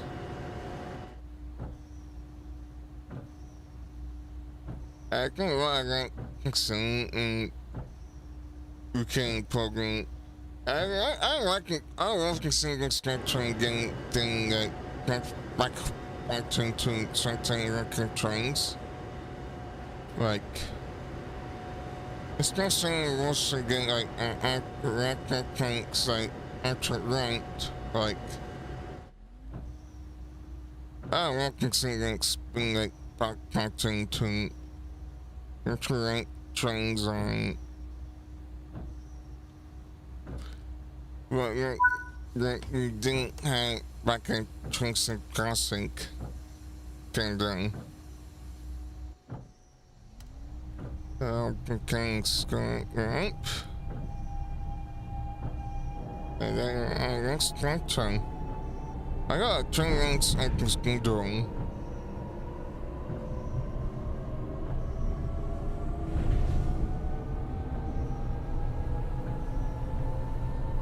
So I could probably say anything. Okay.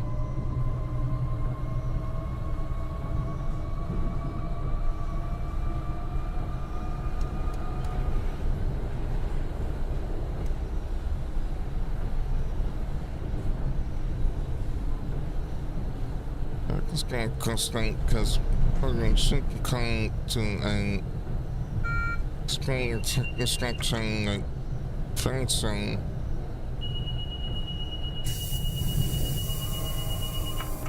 Okay, it's like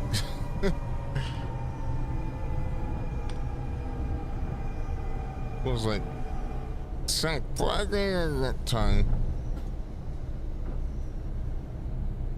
I think thing that was there at the time. But that's something that I was passing that was like neutral considering. But they had like a time for so telling like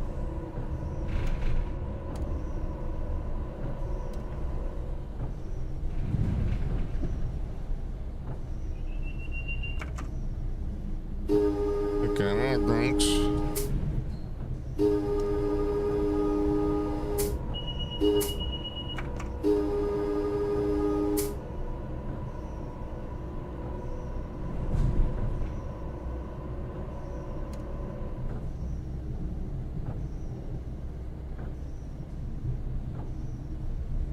Yeah, I think kind of actually okay was like kind of like it just going to be drinks.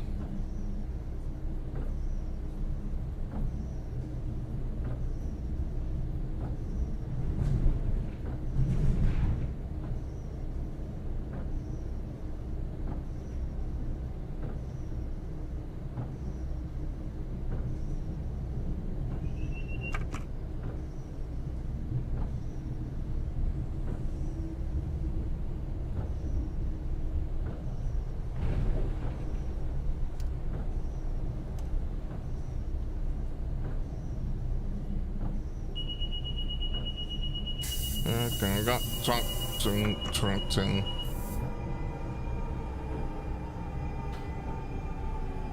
I think that's a last thing.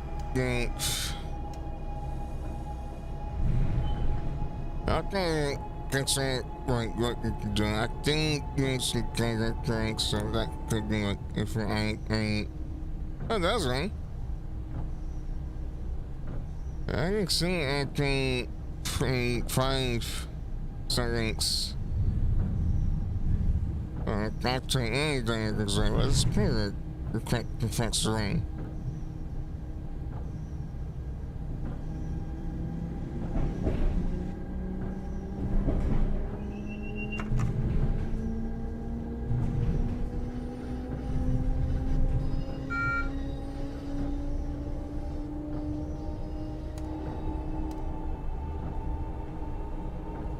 Probably have to let this next thing.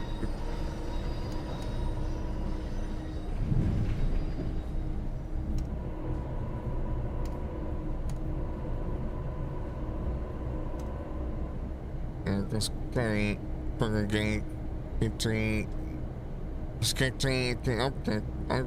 Okay.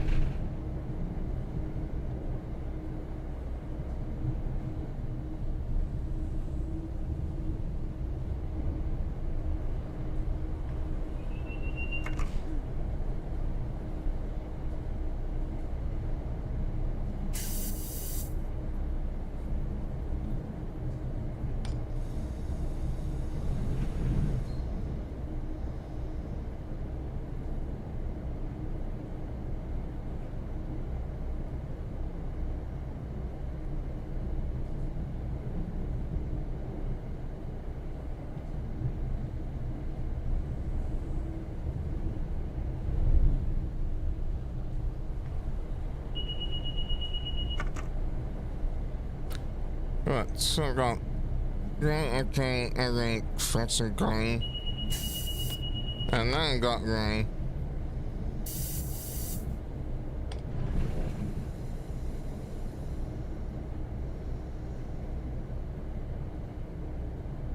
Some things I put in like anything, because probably they got that things get too great.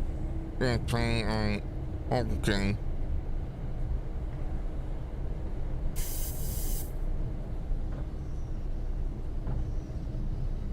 I don't know, it just kind of like I try.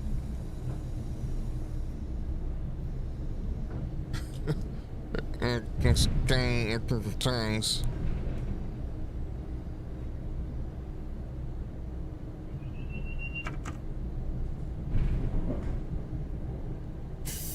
I saw that. Yes, I did. Let's get something for that. The next thing don't do it. We're gonna get his part.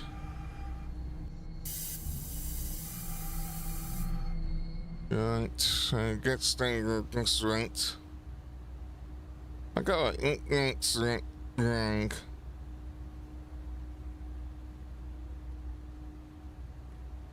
I'm tired of doing these gatherings. I always be like, right. I feel like do something like drinking like that, cooking like drinking eggs and next thing things like things rain.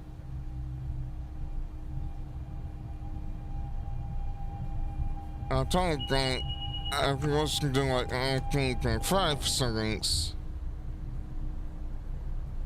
But doing like that takes 3 for that trying to set.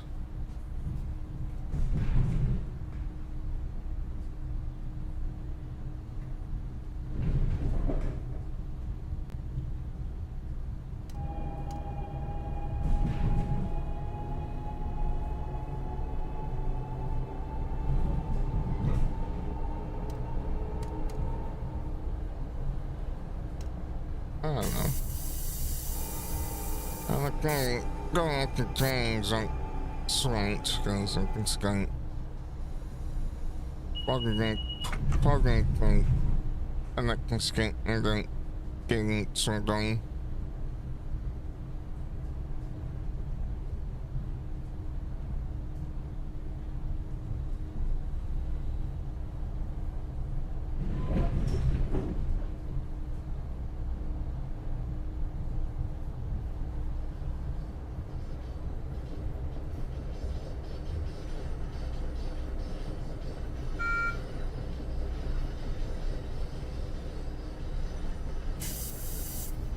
So now I got 15.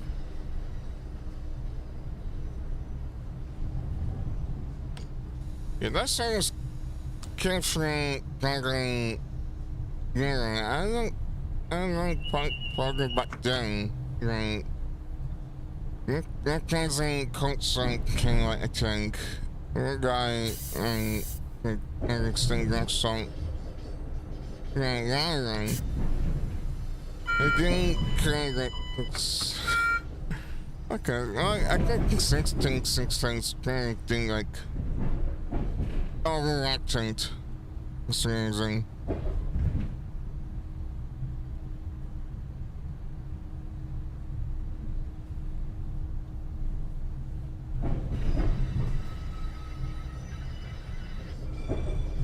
But the next person, it didn't get right. From objecting a bunking to I think those are guidance are driving the train was.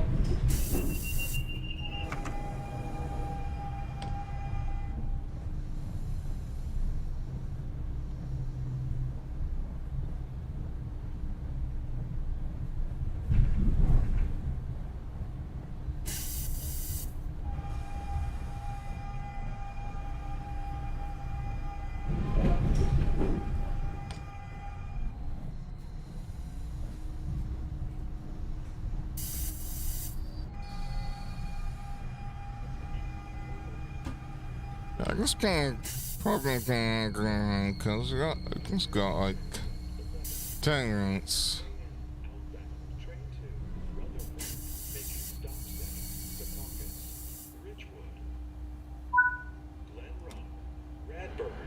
I guess I probably take something to train.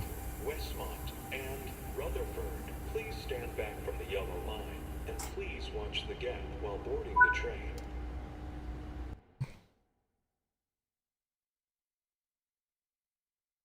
Well, that was it.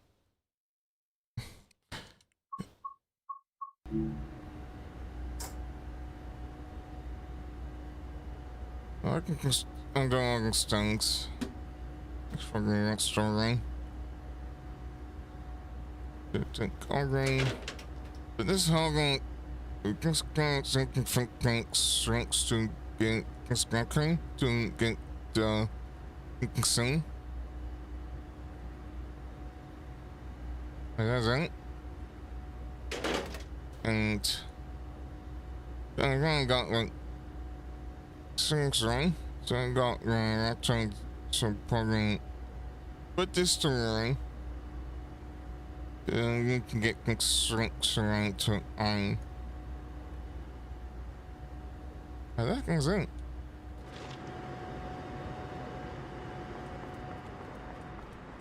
Something next, probably next thing to the next thing. Oh, I did. I didn't get something rates.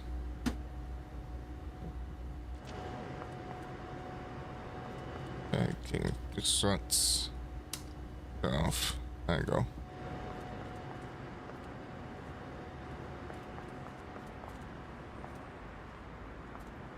I guess that does it. I can actually like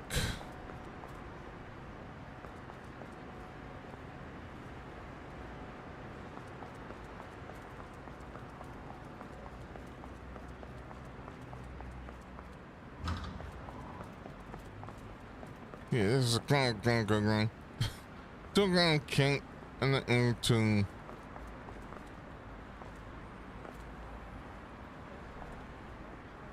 getting done. But it's kind of contained.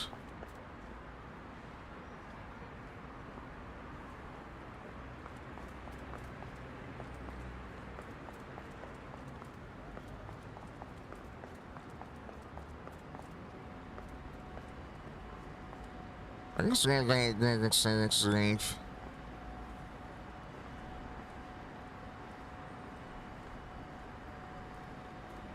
First time, I think experience.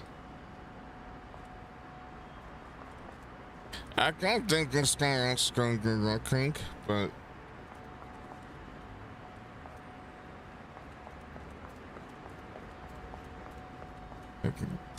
that guy's containing what is moving.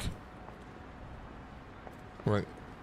I'm trying to add everything that trains like this moving. You can't train.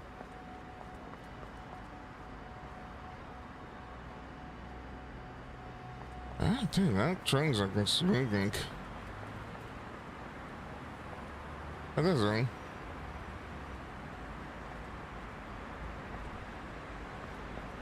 That one can go and kind of grain.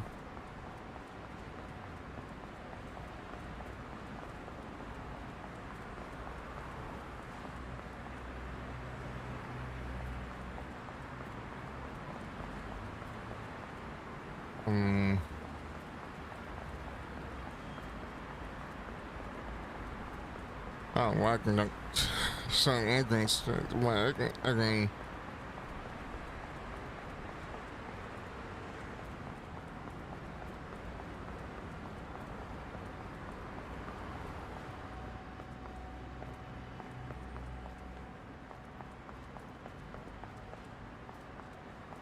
can kind of like they don't.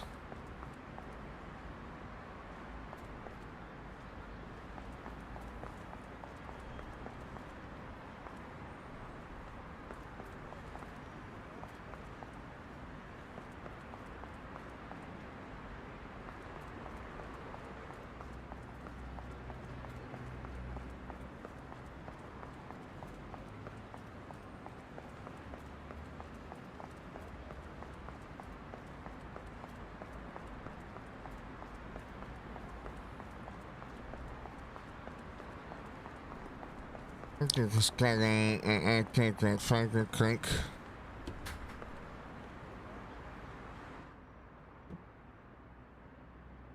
Yeah, these are right. I don't.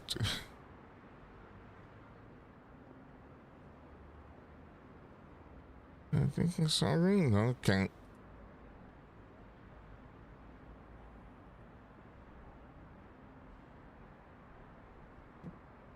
Okay, like the dragons. What they're doing.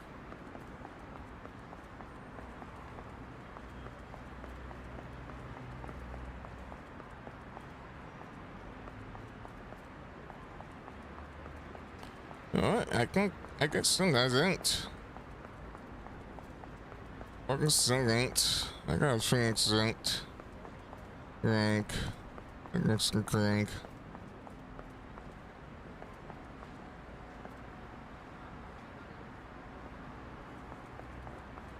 So probably need to air it out like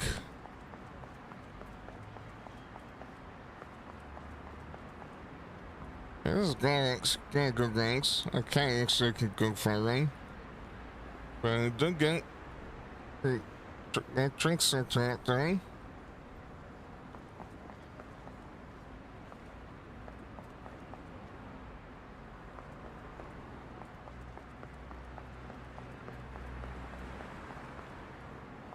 So far I ain't walking to don't against to last again.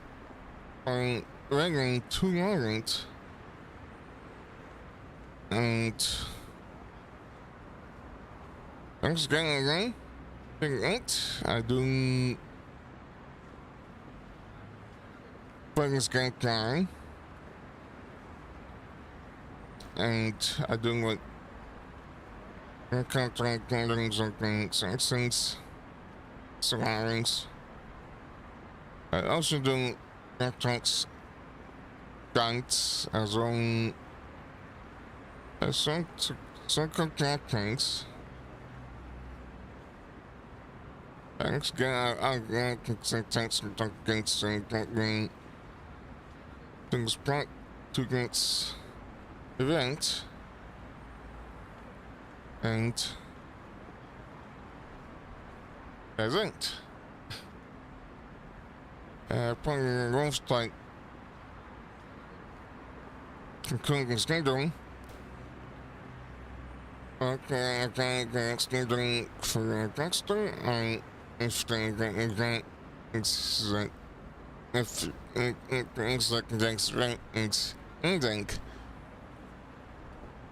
Oh fuck, thank test for us and for life right. I'll get it, and that's it. Bye.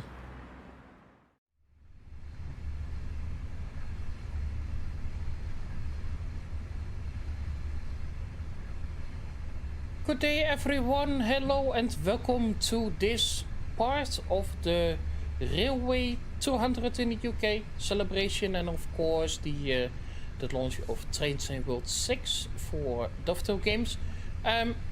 My name is Rob Jansen. In Dutch, in English you can call me Rob Jansen. Most of the time that they do, so I'm accustomed to it. Welcome to my small section of this celebration. We are currently, as a conductor, driving in first class, of course, and we're going towards the next station. We are the intercity service. Let's see, I have intercity service 718. The intercity service 718 is an early morning service that is not only intercity but also a sprinter service on this this line. And until Zwolle we stop at every station. We're currently driving into Assen, which is our next destination.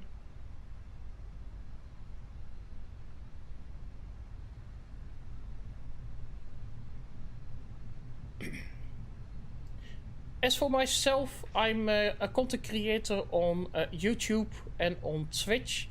Currently mostly on YouTube, where my videos are residing. Mostly it's focused on Dutch content, of course, but that is in Trainsim Classic. But I do also a lot of stuff on Trainsim World that is found on my channel. When I'm live, I don't have a set schedule for my live streams anymore. But when I'm live, I'm over on Twitch, so join me. And most of the time that will be on Sunday. As we are arriving at Assen station, we need to wait before we can depart. I don't open the doors as a conductor. That is doing our driver. And I've added a map. Great, we've added the map. Welcome to Assen Station, where we are waiting for our departure. And no, we didn't drive through the signal. This signal is green.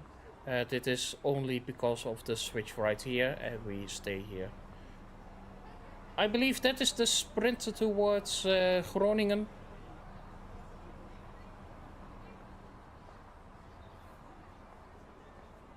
This mighty beast is our train. We call it the Koploper. And of course this train is sadly being phased out due to its age. It's pretty old currently.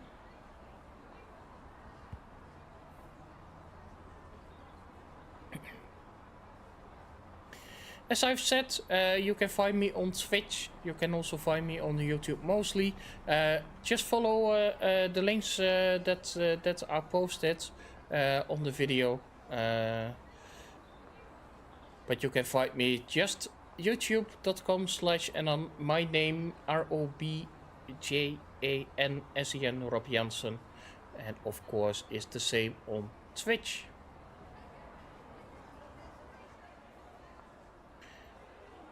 Today we're going to talk a little bit about our history itself, the Railway 200 a little bit. I don't know a lot about it, but I can tell a little bit of history on our railways.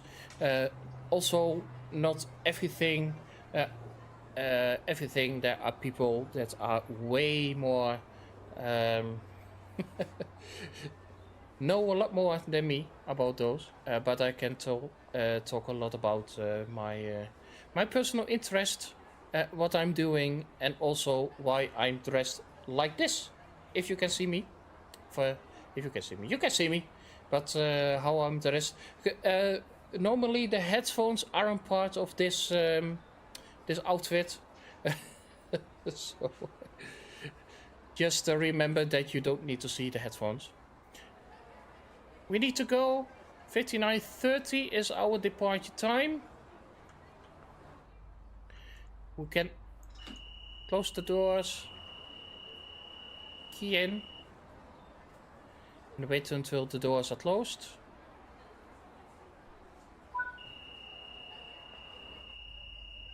We're going to close our local door.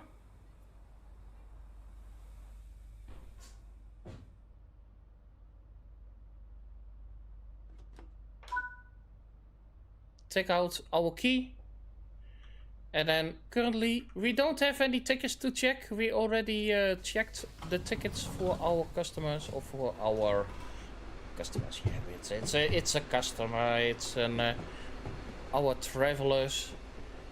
Both over there and one over there.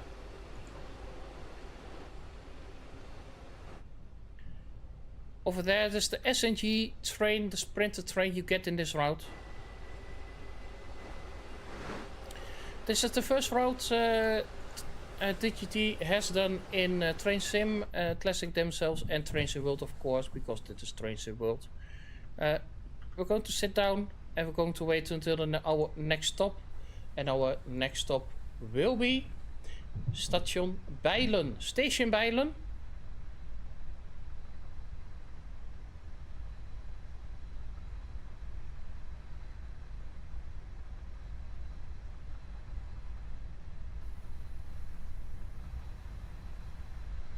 It's just about 8 minutes.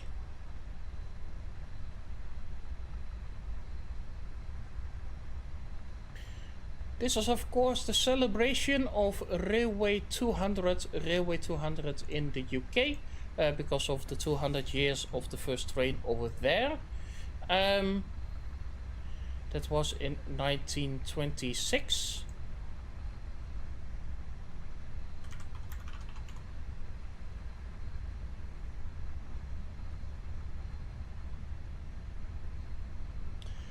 That was because of the world's first passenger train in the UK with locomotion number 1 on the Stockton to Darlington Railway in the northeast of England on the 27th of September. That was 200 years and 1 day ago.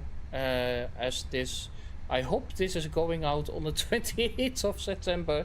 Otherwise, it will be a different time.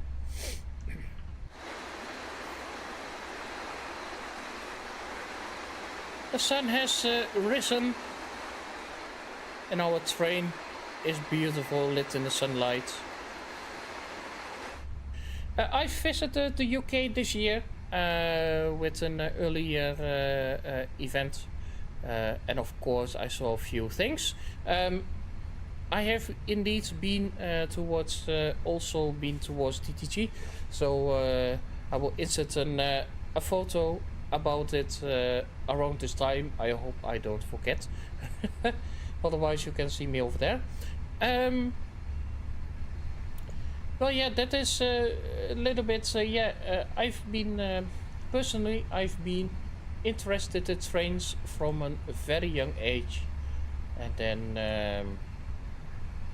because of the travel, it didn't used to be because we didn't live in a part where trains were in a part of the Netherlands where we took the train, but. Once I started taking the train, I became a lot more interested in how they function, what they do to use and drive the trains, and of course being a conductor or working on the train. Sadly, I didn't get my career path was taking a different turn. I'm currently personally working in IT in my day job, and on the weekends, in some weekends, I volunteer at my local heritage line in the eastern part of the Netherlands. It's called the MBS. The MBS. It's called Museum Buurtspoorweg. If I translate it into English, is the Museum Local Railroads, with a focus on the railroads in the eastern part of the Netherlands, which were not that large and a lot smaller, with also smaller trains than we had in the eastern part of the Netherlands. That line isn't connected anymore to any active line because we run our own line. So the connection was severed, but it used to have a passenger railway line until the 1936. So after 1936, it was used as a goods line only.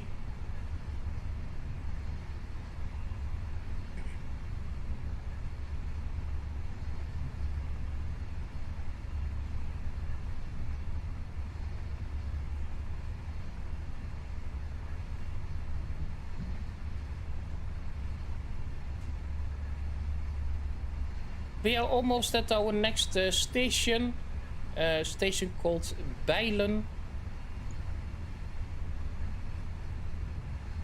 where we need to let off a few passengers.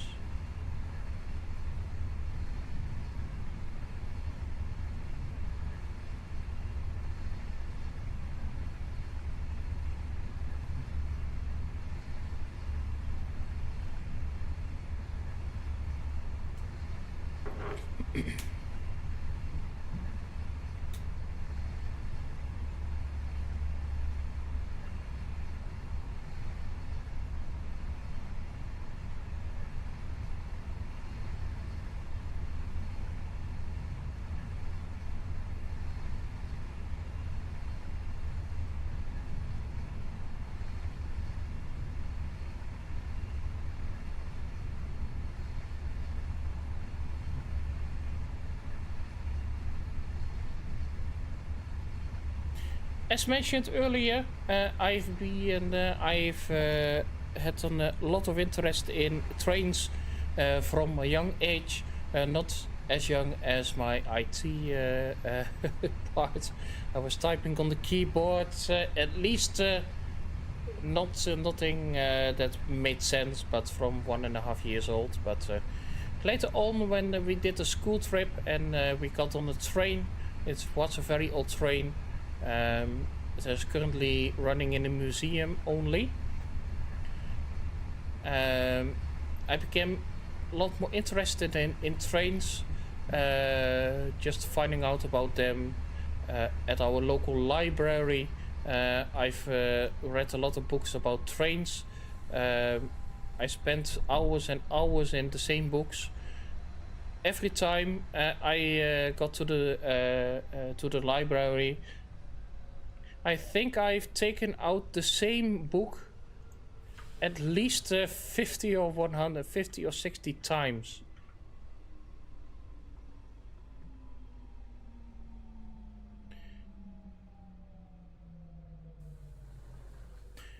Station Bijlen, Station Bijlen.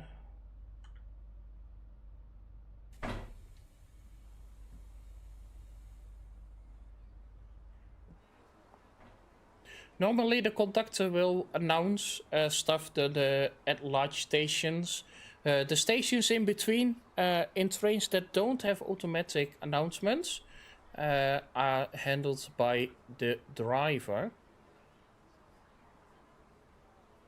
And otherwise, I'm going to tell you which trains you can transfer to. I love these benches. These are the classic benches.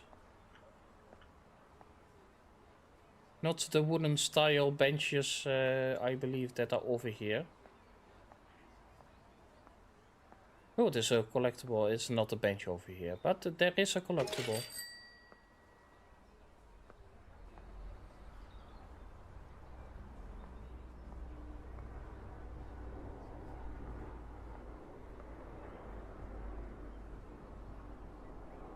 I hear a plane, but I don't see a plane.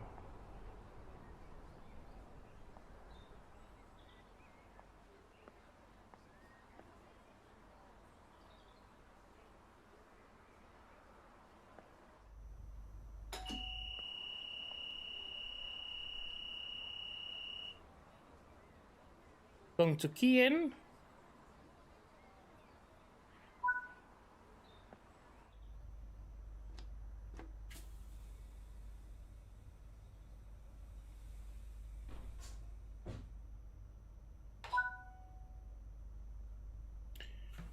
And we are waiting for the next stop, so we don't have any tickets to check. We checked already them on the way here.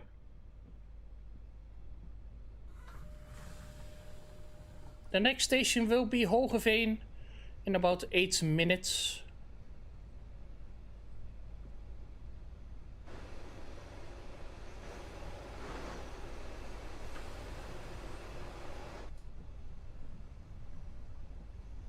Well, now let's sit over here.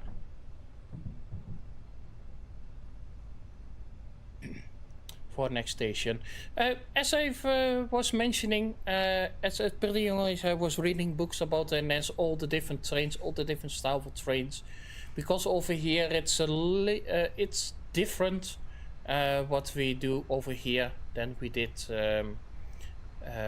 than you guys did over there, mostly in the UK or in Germany or in all other parts of the countries, or for all other countries around the world with the trains. Personally, in the Netherlands, we don't have a Railway 200 celebration yet, because our Railway 200 will be in about 14 years, because the first train in the Netherlands that drove was the Arend and de Snelheid. So the Arend and the Speed. The Speed. The Speed, if I translate it. From Amsterdam to Haarlem. It was on the 20th of September 1839. we recently we are halfway almost towards our railway 200 from the railway 175 years.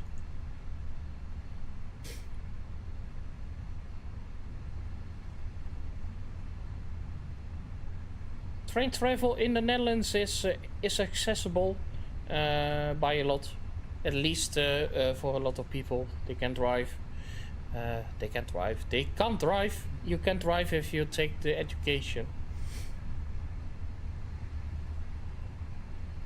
But we have mostly currently these days we have intercity services, sprinter services, stopping services on all the diesel lines that call themselves stop train, but currently they have been renamed to RS and RE. Those are German terms, and they transfer over here. Then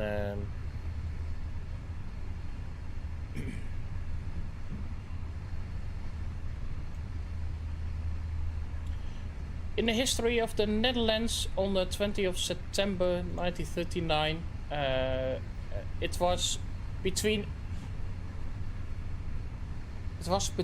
Amsterdam to Haarlem, and then it was by the HSM, and it was the HSM was de Hollandse IJzeren Spoorwegmaatschappij, de Holland Iron Railway Company. If I roughly translate it directly into English, it started on the 8th of August 1837 in Amsterdam, and at 20 September 1839, so more than 2 years later, the first line was opened to the public, and it was extended towards Leiden, Den Haag, Delft and Rotterdam. It's also called the Oude Lijn, the Old Line.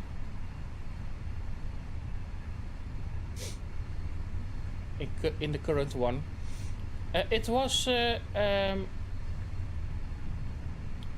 was broad gauge at first. It was 1945 millimeters. It was broad gauge. It was later. Later railways were the usual normal track of 40-35 millimeters. All the railway that was there was the large railway, the larger ones. In 1866 they were all normal track.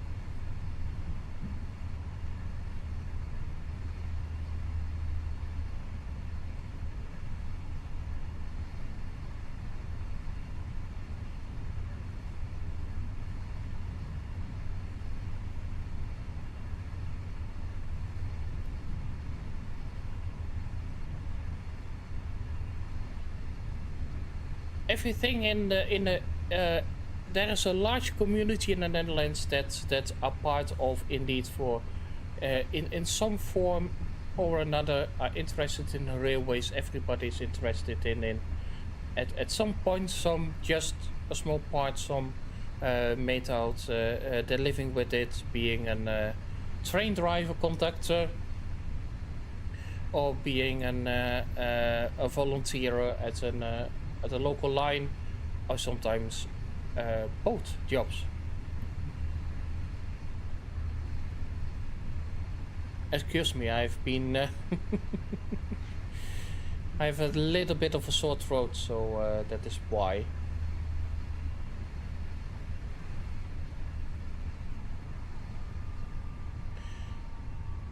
I believe we are coming into to Hogeveen. We are braking. Normally we will brake sooner, but yeah, it's the AI. So the next station will be Hogeveen station.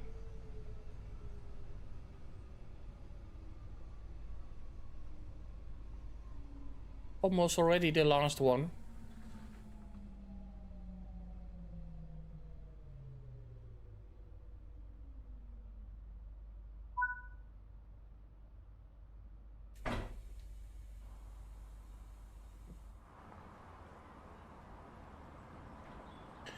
It's not busy because it's pretty early in the morning. I hope we get a few passengers in. Oh, there's the SNG.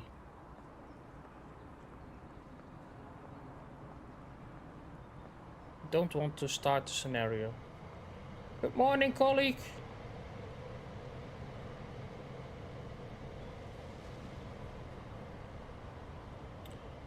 The ironing board seats on those trains. Personally, I don't mind them. I feel them, they are comfortable, but these are more comfortable, of course.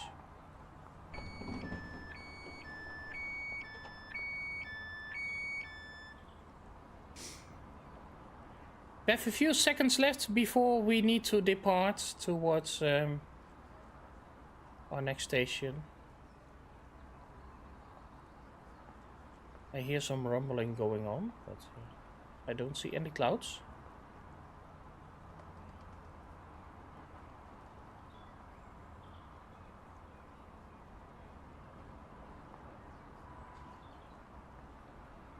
We can drive off because the dead light is blinking, so I'm going to step in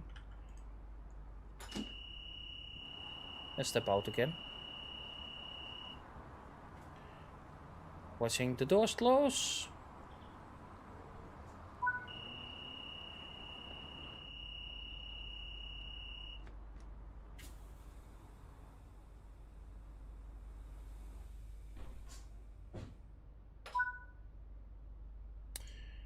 And on towards our next destination, which will be Meppel. Personally, I'm a bit of a fan of these seats. I have also one in my living room, so it is how crazy I am on the railways. Our next destination, indeed, will be Meppel Station in about 10 minutes. As I said, in the Netherlands we have a lot of different trains and a lot of different people that are really interested in trains. Be it indeed working at the railways or in some capacity at the railways, either as a driver, conductor, or yeah, we call it the treindienstleider, the that are controlling the trains. The people that maintain the trains, of course, that are keeping them rolling. The people that are cleaning the trains, and I believe a lot more people that I forget. Maybe in the future, I will try to be part of those. But until then, I'm part of my local heritage line. It's on the old tracks of the what we call the GOLS, de Gelders of Rijsselse Lokaal Spoorwegmaatschappij, or the it's called after the region. They had a lot of railways in Gelderland and Overijssel. Those are two provinces where they were late. They were late, not personally late by Jan Willink, but indeed from the textile industry from around here. They had a lot more trains, they wanted a lot more track, so that everything they made could be transported towards everything. there were a lot more trains around, of a lot more lines around towards here, but we still have the one left, a small part left, that is our line, that is between Haaksbergen and Boekelo. It's about a 7-kilometer drive, and I'm a volunteer at that railway.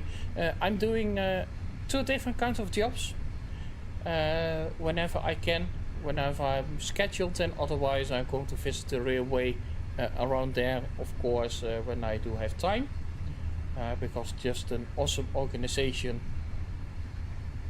to be part of.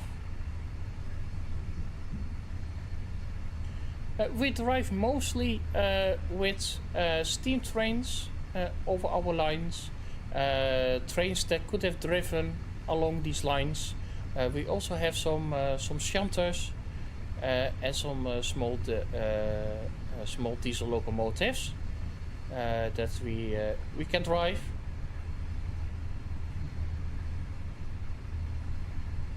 And we are currently also restoring some other trains, and specifically a tram.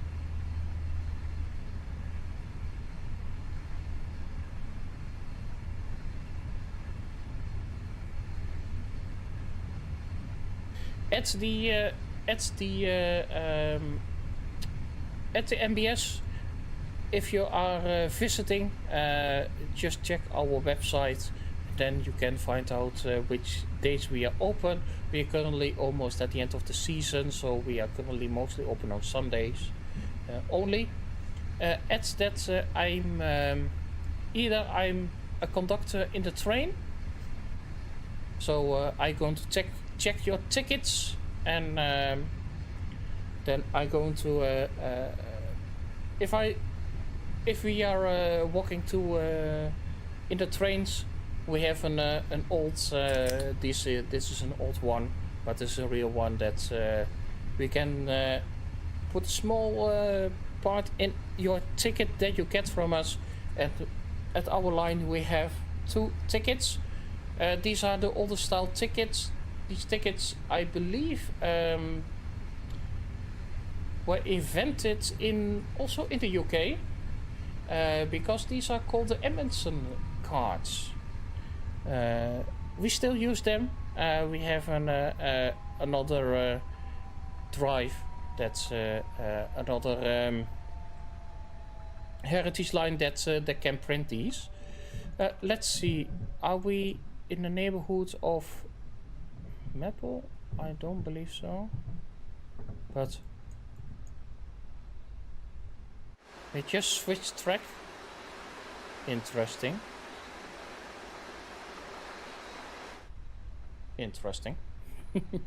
But yeah, I'm walking to in the train, and if you have a ticket, I'm going to slip a small hole into it, and I've seen your ticket. And otherwise I'm going to sell you these tickets, because I'm also acting as a station master of Haaksbergen station in other parts. Other times that I'm over there. I'm going to sell you these tickets.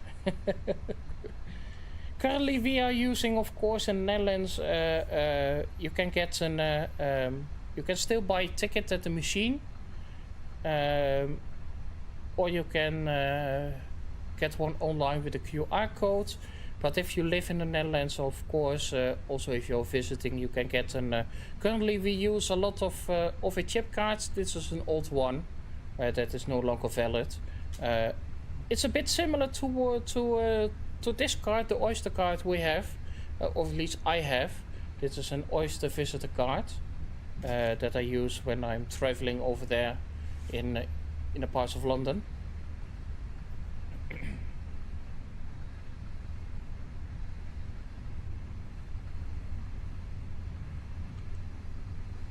I believe we are almost at our destination of Meppel, and of course I need to do an announcement. So we're going to travel towards the other side.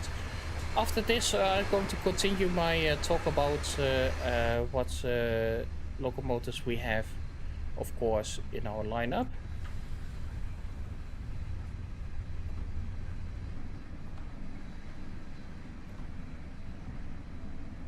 Going to use the phone over here.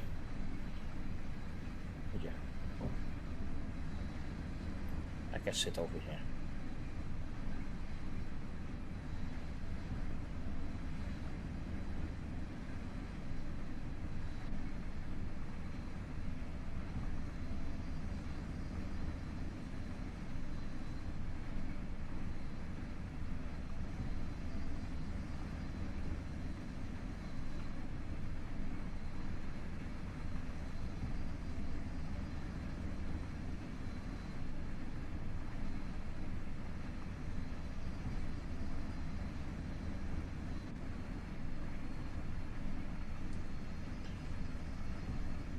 Dear travelers, our next station will be Meppel Station, where we will be arriving in just a few minutes time. This train is going to continue. Oh, sorry. I need my mouse. This train is going to continue to the stations Zwolle, Lelystad, and our final destination, Den Haag Centraal. At Meppel you can transfer towards the train that is going towards Leeuwarden, that is departing at 6:34 from platform number 3. Or you can take that is an intercity train, you can also take the Sprinter train towards Leeuwarden at 6:42 from platform number 3. Dear travelers, our next destination will be Meppel Station. And of course we do it in Dutch, but because this is for the UK, I'm going to do it in English.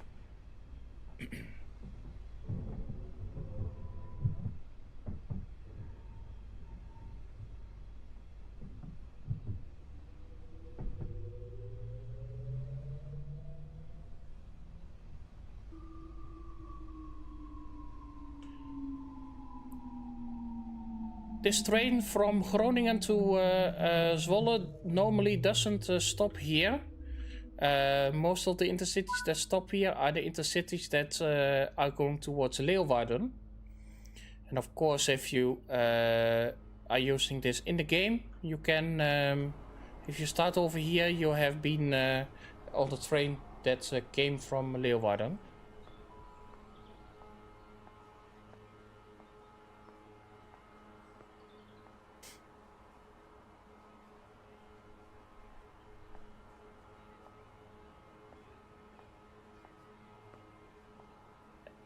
And of course you can make the train because it's just a cross-platform transfer.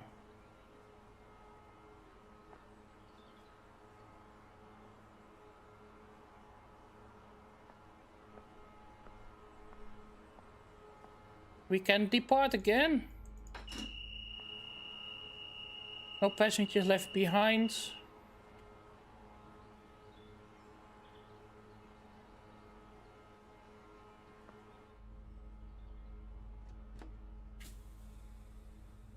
Closing our doors.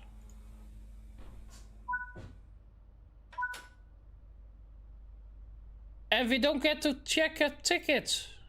Ah, well.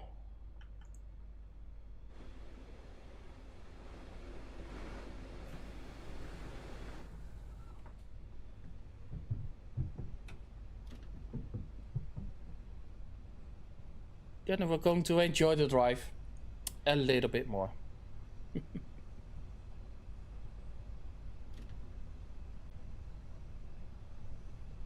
As mentioned, we were talking about my what I do in my local heritage line. We do have a few different types of trains. We have a few Belgian locomotives, a Swiss locomotive, of course, a Dutch locomotive. We have the oldest locomotive that was built in the Netherlands, currently still running. We drive it those a lot, but most of the time we use our Swiss locomotive. We also have a few shunters. We also have the only diesel train from the 450 series left over that we are using regularly. But most of the time we are driving with steam locomotives.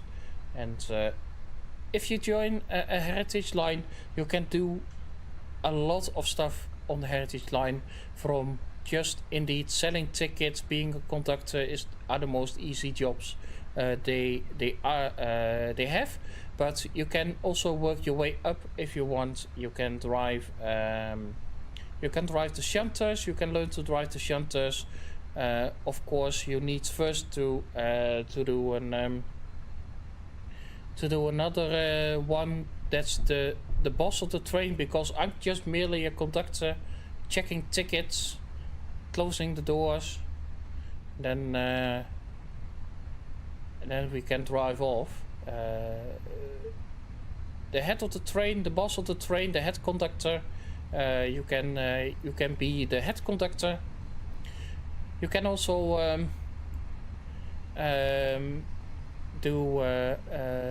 you can learn to be a driver, even on the steam locomotive. We just recently had a person drive with their exam, so we have a new person in the Netherlands that can drive a steam train, licensed of course.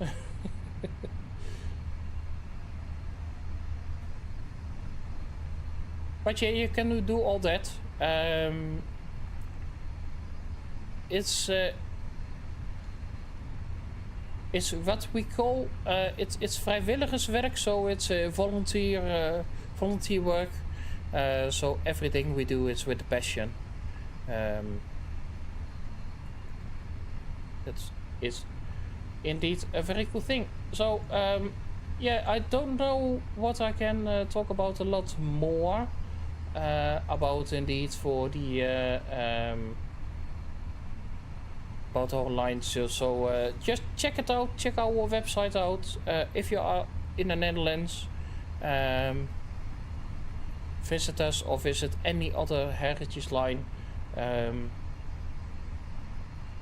is very good to do. As for the other parts, I'm indeed doing a lot of content creation, a lot of video creation, on especially YouTube, but also a few live streams on Twitch. So you can also follow me there. I have a different range of trains that I do. Of course, I'm mostly interested in Dutch trains, so I was very happy when Dovetail Games announced the Dutch route. Then I couldn't wait to drive it. They made this part of the Netherlands, the northeastern part. It's a bit of a different drive. Personally, I'm from the eastern part of the Netherlands. I know the Zwolle station, which will be our next destination.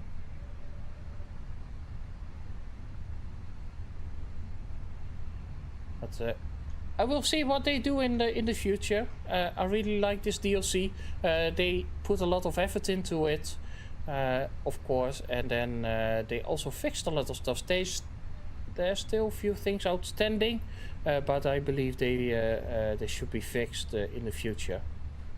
But I would certainly recommend, if you want to do something else in Trains World, or remember these old couple of trains, then I would recommend it.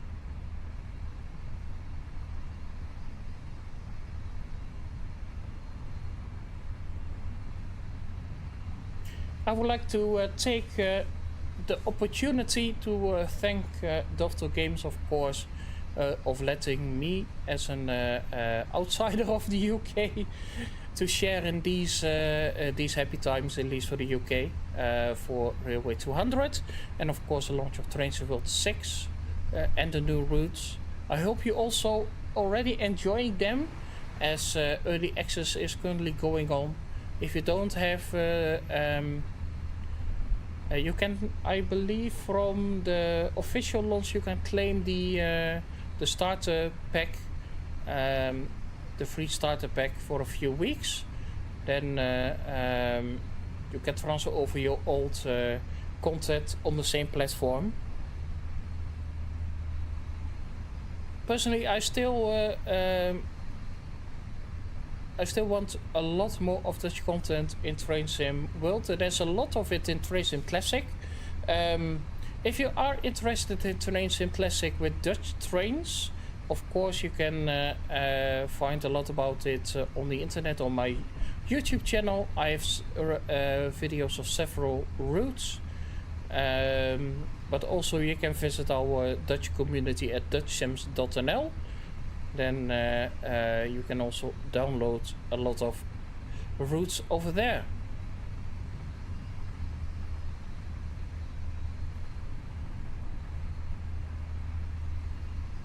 Now we just need to wait and see what Dovetail Games will make in the future. I do have a bit of a bias to let them stay in the eastern part of the Netherlands, connecting Zwolle, possibly towards Deventer, Zutphen, Arnhem, or maybe Zwolle, and then a sort of a regional line towards Almelo, Hengelo, and Enschede. I would like to see that one, but yeah, there's of course other lines in the east, in the western parts of the Netherlands, the old line, for example, or some trains in the south. In Limburg, they've also a few lines. If they are interested in creating a heritage line, of course there are a few heritage lines. Our own line, but we also have the VSM. Between Apeldoorn and Dieren, and of course we have the Star. We have in the northern part we have the ZLSM, the Miljoenenlijn in the south of the Netherlands. That is also a good part, but I don't know how they're looking towards. They did West Somerset Railway as an heritage line, but of course otherwise they can do an DLC for this one.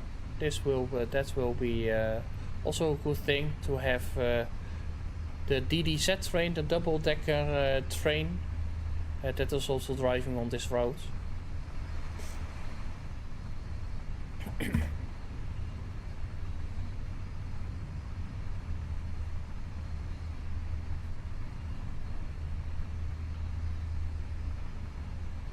We're almost at the end of this part, and the line that I was talking about is the line from Zwolle towards Enschede. Is this line towards Deventer, Zutphen is this line. You can also have this line. This line is a small line towards Kampen. That is also a possibility, but that will be a small drive. That is from this platform.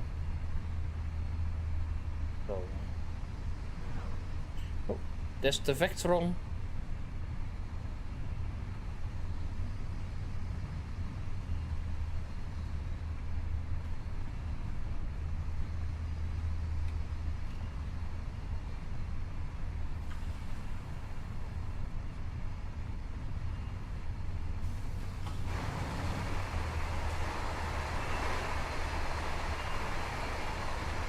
Let's start walking towards the end of our train.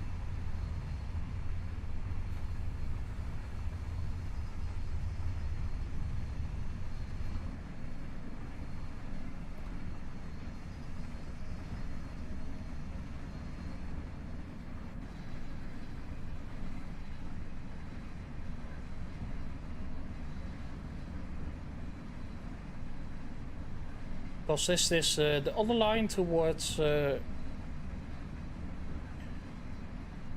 Marienberg and Emmen.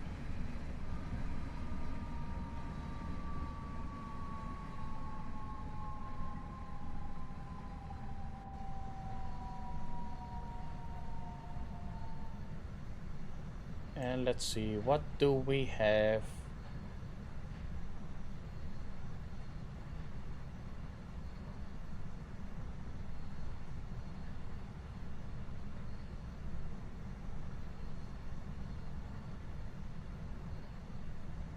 Dear travelers, we are currently approaching our destination of Zwolle.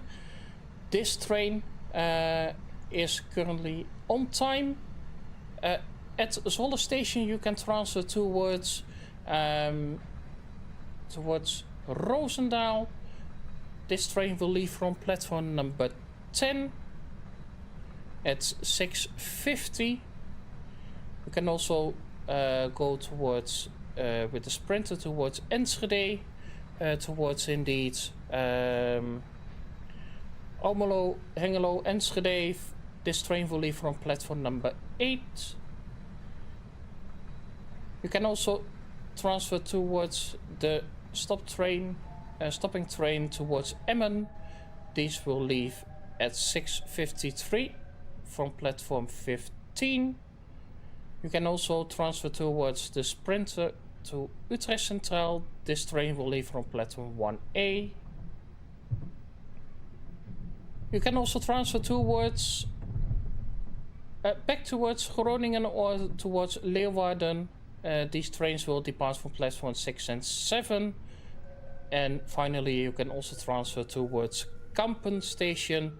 This train will leave from platform number 12.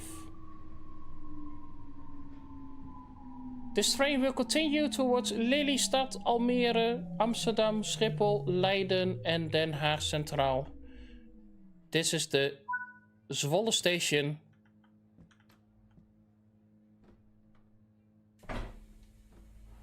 And that is also for us the final station on this route that we are going to visit. I hope you all liked my bit of rambling. It was a bit all over the place, of course, but most of the time I do improvise a lot. I don't have a script laid out. And personally, I like to add what DTG has done in the announcements in the newer routes. I like to do it myself in all the other routes. But of course, it's time. The train doesn't leave in 1.5 minutes, but the game will wants us to close the doors already. Normally we didn't want to close the doors because we don't have a departure signal. Oh, it's the wrong button.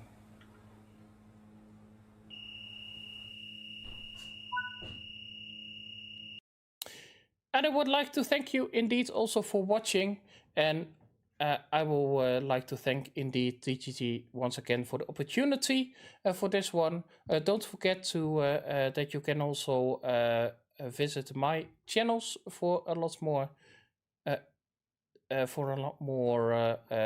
Dutch trains.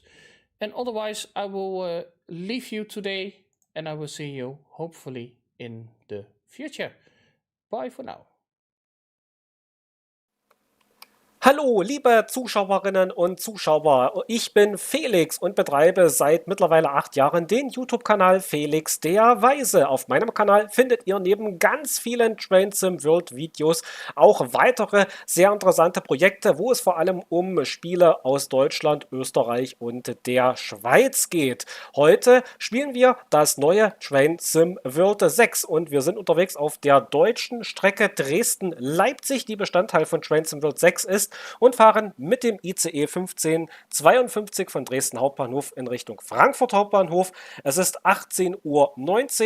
Wir fahren mit der Baureihe 411, also den ICE T, mit einem Zuggewicht von 388 Tonnen, 7 Einheiten im Zugverband und wir haben eine Zuglänge von 184,3 Meter und starten jetzt hier am Dresdner Hauptbahnhof am Gleise 12. Wir beginnen erst einmal den Zug vorzubereiten, stellen den Richtungswender auf vorwärts, öffnen die Türen auf der linken Seite. Werden heute auch mit den Zugsicherungssystemen fahren. Das sind bei diesem Zug die SIFA, die PZB, die LZB. Außerdem können wir hier noch eine Neigetechnik einschalten. Allerdings wird auf der Strecke nicht mit Neigetechnik Geschwindigkeiten gefahren. Aber soweit ich es weiß, ist die dann eigentlich trotzdem eingeschalten, weil das vom Fahrverhalten her etwas angenehmer ist. Hier werfen wir einen Blick auf die Baureihe 411, den ICE T, der hier mit dieser Strecke zusammen ausgeliefert wird. Das neue TrainSim6, das wird ja am 30. September offiziell veröffentlicht. Wenn ihr euch beim Kauf für die Deluxe oder Special Edition entschieden habt, dann könnt ihr schon ab dem 25. September oder seit dem 25. September TrainSim spielen. Hier werfen wir einen Blick in den Dresdner Hauptbahnhof, wo hier auf der Strecke Dresden-Leipzig auch ein bisschen mehr Verkehr ist, denn den Abschnitt Dresden-Riesa, den hat es ja schon mal mit einer Strecke gegeben. Und ja, hier haben wir jetzt nur die Strecke mit Verlängerung bis nach Leipzig. Wir fahren im Juli, also im Sommer. Wir sehen auch hier, was jetzt auch schön gemacht ist, hier eines der Sachen, dass hier eben ein bisschen besser aussieht von der Farbgebung her. Das ist ein bisschen übersichtlich aus, bei welchen Schritt wir hier gerade machen müssen im Logbuch. Also es wurde an vielen Stellschrauben hier gedreht. Es gibt auch Ansagen. Vielleicht können wir hier gerade eine hören am Dresdner Hauptbahnhof. Müssen wir mal gucken. Aber wir werden jetzt wohl gleich losfahren müssen. In wenigen Sekunden geht's los. Fahrgäste sind schon eingestiegen. Das heißt, wir schließen die Türen und können uns hier noch die AFB einschalten. Automatische Fahr- und Bremssteuerung. Da können wir uns das Fahren noch ein bisschen angenehmer machen. So. Haben wir das auch eingestellt und können die Ausfahrgeschwindigkeit schon mal wählen. Das ist jetzt hier 60 in dem Fall. Und wir lösen die Bremse. Sehr geehrte Reisende, herzlich willkommen im Zug ICE 1594 nach Frankfurt am Main, Hauptbahnhof. Wir wünschen Ihnen eine angenehme Reise. Nächste Station Dresden-Neustadt. Ausstieg in Fahrtrichtung rechts. Tolle Sache, also automatische Ansagen im ICE. Ich glaube, in manchen ICEs gibt es das, meine ich wirklich. Ja, und das ist auch eines der neuen Features, was euch TrainSim6 zu bieten hat, was aber auch leider nur an die neuen Strecken hier gebunden ist. Und die neuen Features, das sind halt, was ihr gerade gehört habt, die Zugansagen, die jetzt hier bei den 3 neuen Strecken und wohl auch bei den zukünftigen Strecken mitgeliefert werden. Und ihr habt es ja gerade selbst gehört, die Ansagen haben meiner Meinung nach eine gute Qualität. Also man versteht es, ihr könnt das natürlich, wenn ihr sagt, ja, im Führerstand hört man das nicht oder es stört euch, könnt ihr das in den Einstellungen natürlich auch abschalten. In den Spieleinstellungen, das ist überhaupt kein Problem. Das ist auch alles abschaltbar. Es gibt auch Störungen, zufällige Ereignisse, dass mal eine Langsamfahrstelle an der Strecke ist, beziehungsweise oder mal ein Signal nicht umschaltet. Die Störungen habe ich aber für unsere heutige Fahrt über diese Strecke heute jetzt mal deaktiviert. Diese Zwischenfälle, die werden wir uns in einem späteren Video anschauen. Ja, wir haben ja ein ganz wichtiges Jubiläum, was wir jetzt in diesen Tagen feiern, denn vor 200 Jahren, im September 1825, da wurde die weltweit erste Eisenbahn eröffnet in Großbritannien. Die Bahn von Stockton nach Darlington. Und da, ja, 200 Jahre ist es und da hat sich ja so viel getan, was die Eisenbahn anbetrifft. Und auch die Strecke Dresden-Leipzig, die passt da eigentlich voll zu diesem Thema. Denn das ist ja gemeinhin die erste Fernverkehrsstrecke in Deutschland gewesen, die 1839 eröffnet wurde. Und da hat sich ja unglaublich viel getan, auch wenn man sieht, wie die Eisenbahnen sich entwickelt haben in Europa. Man hat ja von Anfang an eigentlich in Europa schon ein zusammenhängendes Bahnnetz aufgebaut, dass man in mehrere Länder fahren konnte. Also zum Beispiel ab 1888 gab es diesen Orient-Express zum Beispiel, der von Paris über München, dann über den Balkan bis nach das damalige Konstantinopel gefahren ist. Das ist das heutige Istanbul. Also das ist so, dass wenn man sich die Eisenbahnen mal anguckt, gerade in Europa sehr vernetzt. Ja, dass die Länder eigentlich fast von Anfang an schon vernetzt sind. Ja, und auch was die Züge angeht, da gibt es ja so ganz bekannte Züge. Bekanntester deutscher Zug ist natürlich der ICE, wobei es ja von diesem mehrere Typen gibt. Wir fahren jetzt hier den ICE-T. Das ist ein Fahrzeug. Nächste Station Dresden-Neustadt. Ausstieg in Fahrtrichtung rechts. Also die Variante, die wir jetzt hier fahren, das ICE-T, das ist ein Zug, der kann zwar auch hohe Geschwindigkeiten fahren, bis zu 230 km/h darf er mit Fahrgästen fahren, ist aber eher dafür konzipiert, für Neigetechnikfahrten. Er wird auch von der Bahn als der Kurvenspezialist angepriesen und darf daher fährt halt nicht so schnell wie die anderen ICEs, aber er ist eben dafür mit Neigetechnik ausgerüstet. Und mit richtigen Neigetechnik-Geschwindigkeiten könnt ihr zum Beispiel auch auf der Trains im World Strecke Frankfurt-Fulda fahren. Die gehörte im Vorgänger TSW5 zu den Kursstrecken und ist jetzt als DLC für TSW6 erhältlich. Wenn ihr die schon im Besitz habt, könnt ihr die natürlich auch kostenlos mit den TSW6 übernehmen. So, jetzt muss ich immer rechts muss man die aufmachen. So. Wir haben unseren ersten Halt erreicht. Das ist der Bahnhof Dresden-Neustadt. 18:26 Uhr. Vorsicht bei der Einfahrt. Ja, und ihr seht, wir hören nicht nur Ansagen im Zug, sondern auch an den Bahnhöfen. Das ist auch eins der neueren Features. Hier fährt gerade die S-Bahn zum Dresdner Flughafen ab. Hier hat man auch erstmals in Dresden herum den Verkehr in Richtung Ostsachsen dargestellt mit der Baureihe 612. Also das ist natürlich ein Layer. Ja, also der Doppelstockzug ist im DLC mit drin. Das hier, wenn ihr den Zug hier rumfahren sehen wollt, und ihr könnt den, glaube ich, sogar ein kurzes Stück selbst fahren, dann braucht ihr zum Beispiel die Taranter Rampe dazu. Insgesamt bietet euch Dresden-Riesa um die über 700 Fahrplanfahrten, wenn ihr alles für die Layer besitzt. Ja, hier ansonsten der Dresden-Neustädter Bahnhof, ehemals Schlesischer Bahnhof genannt. Ich finde, man hat das auch hier nochmal. Steht RE50 nach Dresden Hauptbahnhof. Abfahrt 18:26 Uhr. Toll. Also, es ist wirklich toll gemacht mit den Ansagen. Hier können wir auch einen ersten Blick in die Dresdner Neustadt werfen.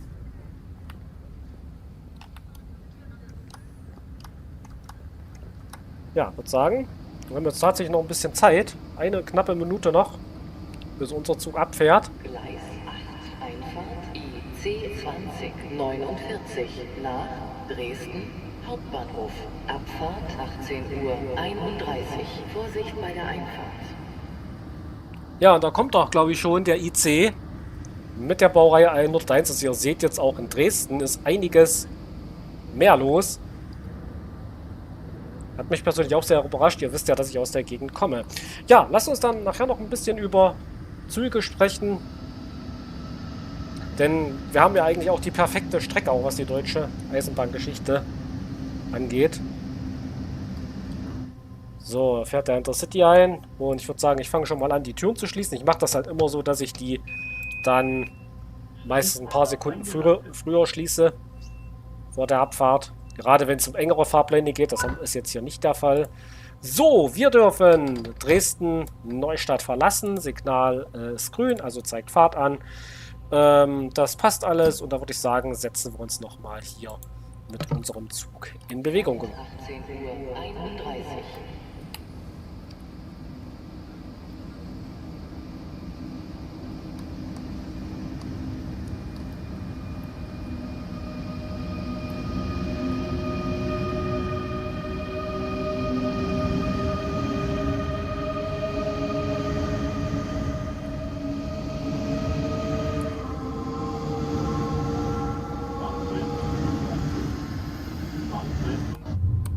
So. Und das ist eine berechtigte PZB-Beeinflussung. Das ist, wenn man... So.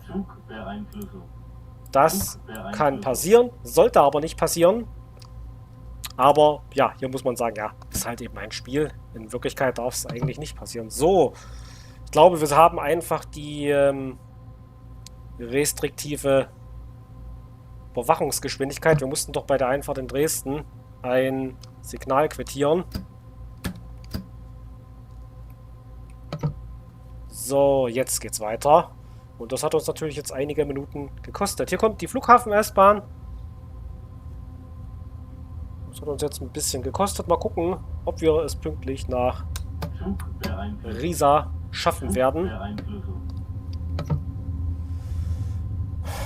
Halte sind dann in Riesa und in Leipzig Hauptbahnhof. Bis Riesa fahren wir jetzt maximal 160 Stundenkilometer. Und zwischen Riesa, also kurz hinter Riesa bis kurz vor Leipzig, gibt es dann Abschnitte, wo wir sogar bis zu 200 Stundenkilometer schnell fahren können. So, wir befinden uns jetzt direkt auf der Strecke von Dresden in Richtung Leipzig. Die Strecken, die hier abzweigen, das sind dann die Strecken in Richtung Dresden Flughafen bzw. in Richtung Ostsachsen. Hier jetzt die Station Bischofsplatz. Und Dresden und Leipzig sind eigentlich beides große Städte, wo man einige Zeit, nachdem die ihre ersten Bahnverbindungen hatten, früher war es ja immer so gewesen, dass jede Bahnstrecke in der Stadt ihren eigenen Bahnhof hatte. Sogar hat es ja in Dresden zum Beispiel auch mal einen Leipziger Bahnhof gegeben. Der war, meine ich, jetzt im heutigen Stadtteil Trachau gewesen. Und das wurde dann aber irgendwann mal auch irgendwann mal angepasst, dass man zum Beispiel in Dresden hat es auch, also in Leipzig hat es 6 verschiedene Bahnhöfe gegeben und da hat man dann 1915 irgendwann den Hauptbahnhof gebaut und eröffnet, der quasi den Zugverkehr dann so der zentrale Punkt war. Und man findet das ja heute noch in einigen europäischen Städten, Paris zum Beispiel oder London, wo fast jede Bahnlinie ihren eigenen Endpunkt hat.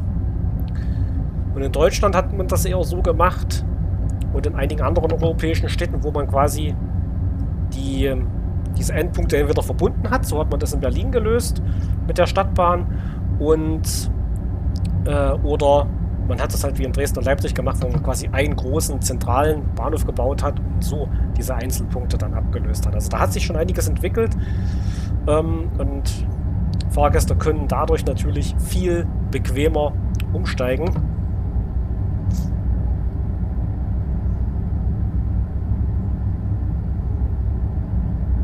Statt immer von einem Bahnhof zum anderen zu laufen, gerade wenn die noch in verschiedenen Stadtteilen liegen.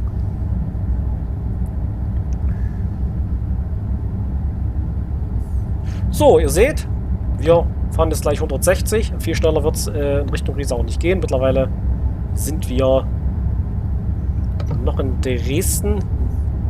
Und wir sehen auch, hier hat sich auch ein bisschen was links und rechts getan. Also erstmal muss ich sagen, Performance ist echt mittlerweile hier in TSW6 tatsächlich ein bisschen besser geworden.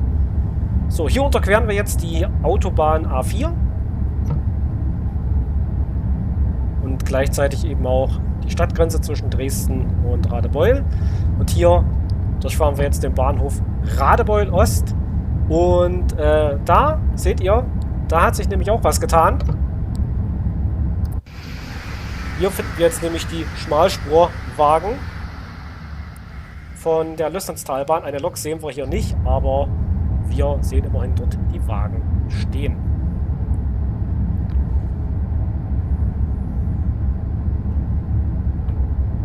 Ich muss noch sagen, wie gesagt, ich habe jetzt hier natürlich zu Präsentationszwecken jetzt keinerlei Mods oder sowas installiert, also ganz normale Standardinstallation von TSW6 mit allen Add-ons, die aktuell erhältlich sind, und trotzdem, also Performance, da muss ich dem Team von Dovetail Games wirklich ein Lob aussprechen. Die hat sich wirklich gebessert, die Performance.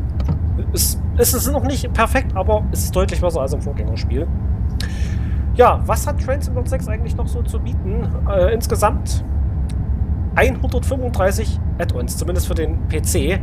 Auf den älteren Konsolen, PS4 und Xbox One, sind es, glaube ich, ein paar weniger, weil einige Add-ons mittlerweile nicht mehr für diese Plattformen erschienen sind. So, jetzt müssen wir mal gucken, wann hier... Oh, da ist noch ein rotes Signal. Und eine Geschwindigkeitsreduzierung, die uns da erwartet. Was ist da los?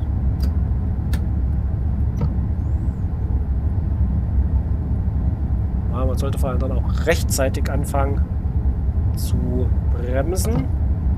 Das ist wichtig, weil es gibt hier nämlich auch Magneten, die unsere Geschwindigkeit überwachen. Und so. Hier, gerade bei Kötschenbroda, wo uns hier auch ein paar Züge, hier kommt uns eine S-Bahn entgegen und wir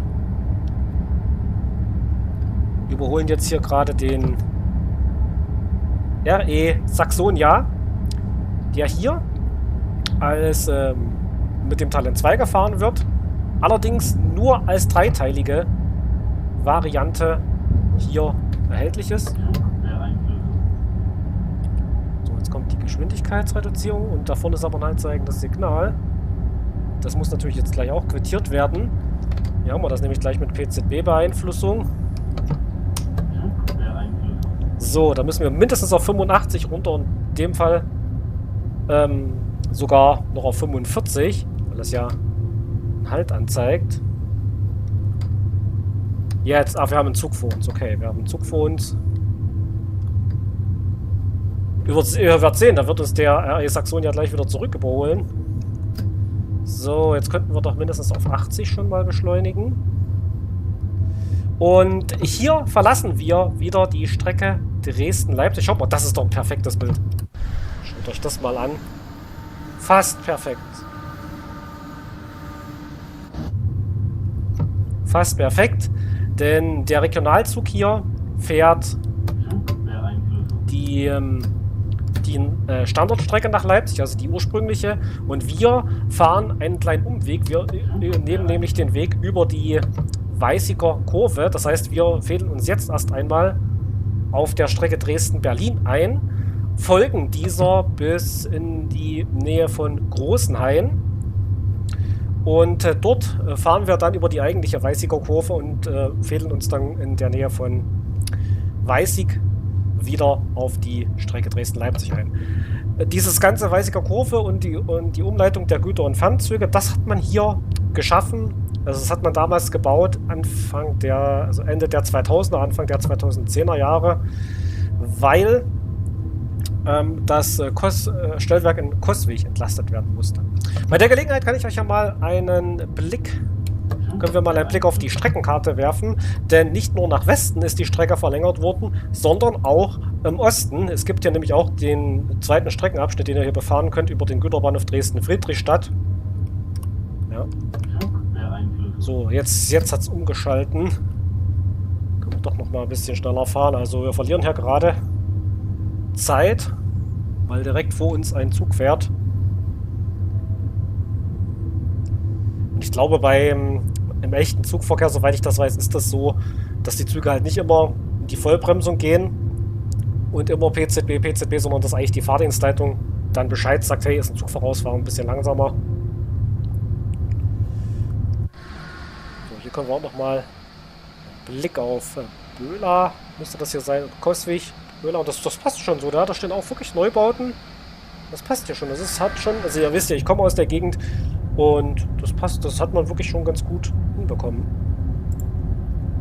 Also es hat definitiv einen guten Wiedererkennungswert. Ja. Also wie gesagt, Trains and Road, Dresden-Leipzig bietet dadurch, dass ja die Strecke jetzt verlängert wurde, definitiv dann nochmal mehr Abwechslung. Und ich habe es ja bereits am Anfang des Videos gesagt, die Strecke hat eine sehr wichtige Bedeutung, da sie die erste Fernstrecke war, in Deutschland 1839 eröffnet. Und eigentlich auch schon immer eine sehr, sehr wichtige Strecke gewesen ist. Und es gab zeitweise auch internationalen Fernverkehr auf dieser Strecke. Mittlerweile, glaube ich, gab es 2018, müsste es sogar, meine ich, noch einen Eurocity-Zugpaar gegeben haben von Dresden Von Leipzig über Dresden nach Prag.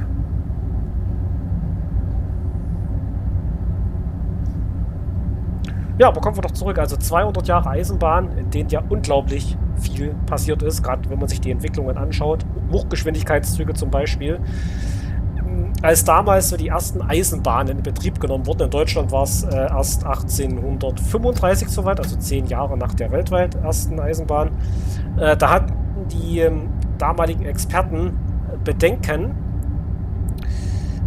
die Menschen auf einen Wagen zu setzen oder auf einen Zug zu setzen, der 20 km/h fährt.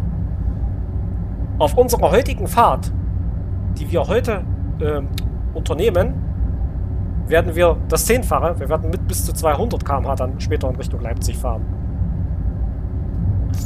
Also da hat sich so unglaublich viel getan. Auch die ganze Entwicklung vom Hochgeschwindigkeitsverkehr, gerade in Europa, wobei Hochgeschwindigkeit ist ja eigentlich Asien, Europa. Ich glaube, mittlerweile gibt es, meine ich, in Afrika, in Marokko auch schon eine Hochgeschwindigkeitsstrecke für den, wo auch der TGW fährt. In Nordamerika werden wohl welche gebaut. Also oder gibt es welche, die in Planung sind? In Europa haben ja die meisten Länder, also viele Länder, da wo sich das halt lohnt, Hochgeschwindigkeitsstrecken. Deutschland, ja, und deutsche Hochgeschwindigkeitsstrecken, die könnt ihr sogar hier im Spiel befahren. Zum Beispiel Kassel-Würzburg als erste deutsche ICE-Strecke. Die gibt es auch als Add-on. Eine französische Strecke gibt es auch, LGW Mediterranee, wo man den TGW fahren kann mit bis zu 320 km/h. Ja. So, darf ich mich jetzt, glaube ja. Da ist immer noch für uns der Zug. Der hält uns ganz schön auf, muss ich echt sagen. Der hält uns richtig, richtig auf. Ich frage, ob wir das bis Riesa pünktlich schaffen werden. So.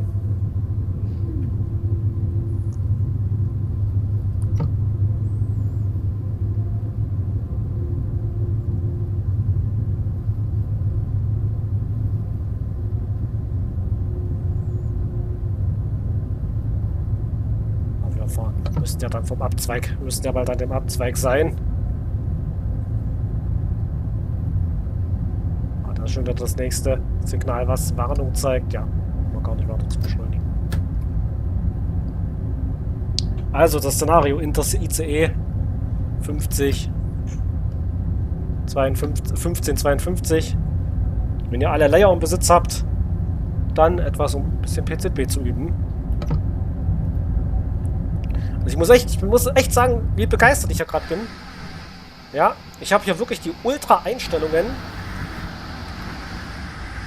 Die super Ultra-Einstellungen hier in der Grafik und es läuft wirklich super. So, nächstes Signal rot. Ja, wir haben einfach einen langsameren Zug vor uns. Das ist gerade so ein bisschen das Problem. Der klaut uns die Zeit. Aber auf der anderen Strecke wäre es auch nicht besser gewesen. Da wären wir dann dem RE Saxonia hinterhergefahren.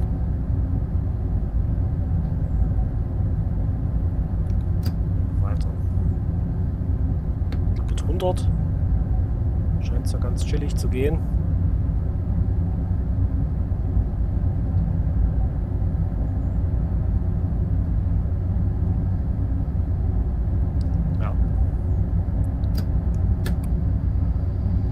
Und da kommt uns ein Güterzug entgegen. Und ihr seht, hier werden wieder sehr viele Loks im Güterverkehr eingesetzt. Ja, ansonsten ein großer Tag und Transom World 6 nun wurde ja in diesem Jahr ungewöhnlich früh angekündigt und nun wird es am 30. endlich soweit sein, offizieller Release-Termin. Und für einige ja schon, die sich für die größeren Editionen entschieden haben, ja schon seit dem 25. spielbar. So, ist er wieder. Ich hoffe, dass dieser Zug jetzt nicht bis Leipzig vor uns ist. Also Fahrplan, auch schwierig. Ja, das hält uns wirklich auf davon.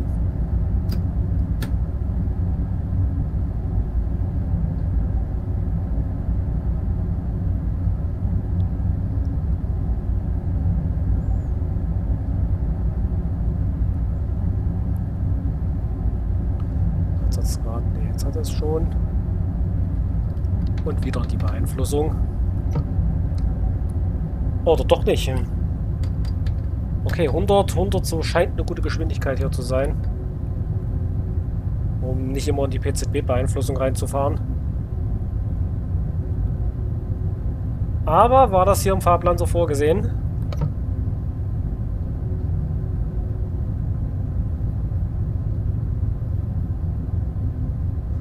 Das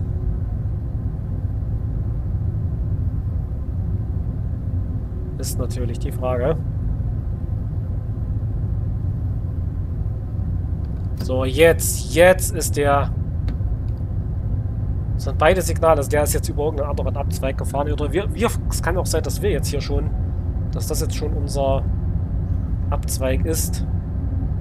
Wo wir runter müssen. Und wir quasi die Strecke Dresden-Berlin verlassen und uns dann wieder auf die Strecke nach Leipzig einfädeln.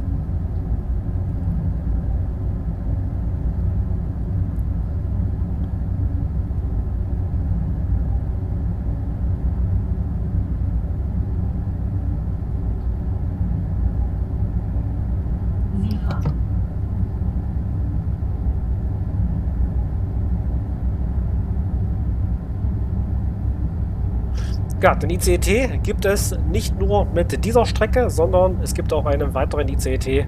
Das ist genau dieselbe Variante in einer etwas anderen Lackierung mit der deutschen Strecke Frankfurt-Fulda. Und der ICET kann auch als Layer gefahren werden auf Mannheim-Kaiserslautern. Und wenn ihr das Gameplay-Pack im Besitz habt für die 101 Expert, dann könnt ihr den als Layer auch auf Kassel-Würzburg fahren. Also hat mittlerweile seine Einsatzgebiete. So, hier jetzt, das ist die besagte Weißiger Kurve, auf der wir uns jetzt hier befinden. Wir überqueren jetzt die Strecke Dresden-Berlin, die jetzt hier auf der rechten Seite geradeaus Richtung Norden weiterführt und wir fädeln uns jetzt weiter. Kommt uns gerade ein Eurocity entgegen. Also was die Zugbegegnung angeht, ist das genial. Da passt das wirklich ganz gut zusammen. So. Das ist die besagte Weißiger Kurve, die eben diese Strecke mit der Strecke Dresden-Leipzig verbindet. Also mal gucken, ob wir das bis Riesa werden, wenn wir es nicht mehr pünktlich schaffen. Das kann ich mir nicht vorstellen. Aber vielleicht holen wir bis Leipzig ein bisschen Zeit drauf. Mal so einen Blick in die sächsische Landschaft werfen.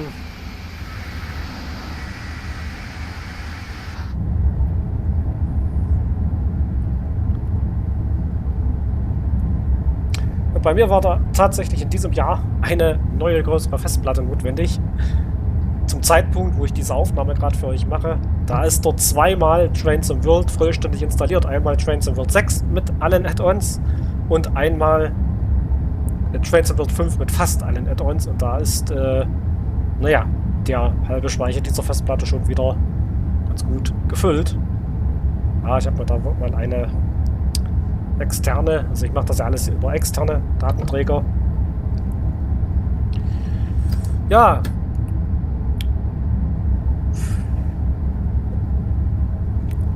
Und falls ihr euch für weitere deutsche Strecken hier in Trains zum Beispiel für Trains in World 6 interessiert, ich kann euch sehr die Strecken, also neben Leipzig-Dresden, kann ich euch vor allem die deutschen Strecken Frankfurt-Fulda empfehlen, Mannheim-Kaiserslautern, S-Bahn Frankfurt und die Taranter-Rampe von Dresden nach Chemnitz. Das sind so meine Favoriten der deutschen Strecken. Bremen-Oldenburg ist auch nicht schlecht. Und die Maintalbahn, aber so meine Top-Strecken sind eigentlich Frankfurt-Fulda, dann Dresden-Leipzig natürlich, aber gut, da, ja, ich habe es ja erwähnt, ich komme aus der Gegend, das heißt, da bin ich da vielleicht auch so ein bisschen, ja, eben vielleicht nicht ganz so neutral.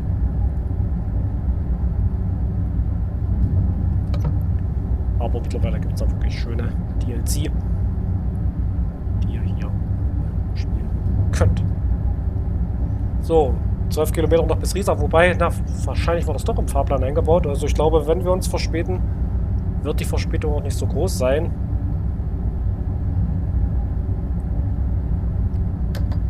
So, dann können wir das auch mit über die AFB regeln. So, wunderbar. Dann regelt die das ja doch ganz gut.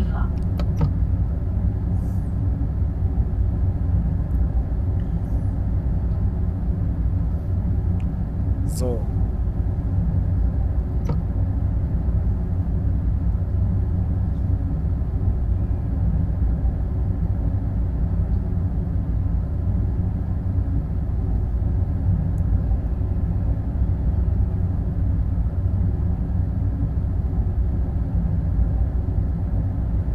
So, 10 Kilometer sind es noch. Und hier werden wir jetzt gleich durch einen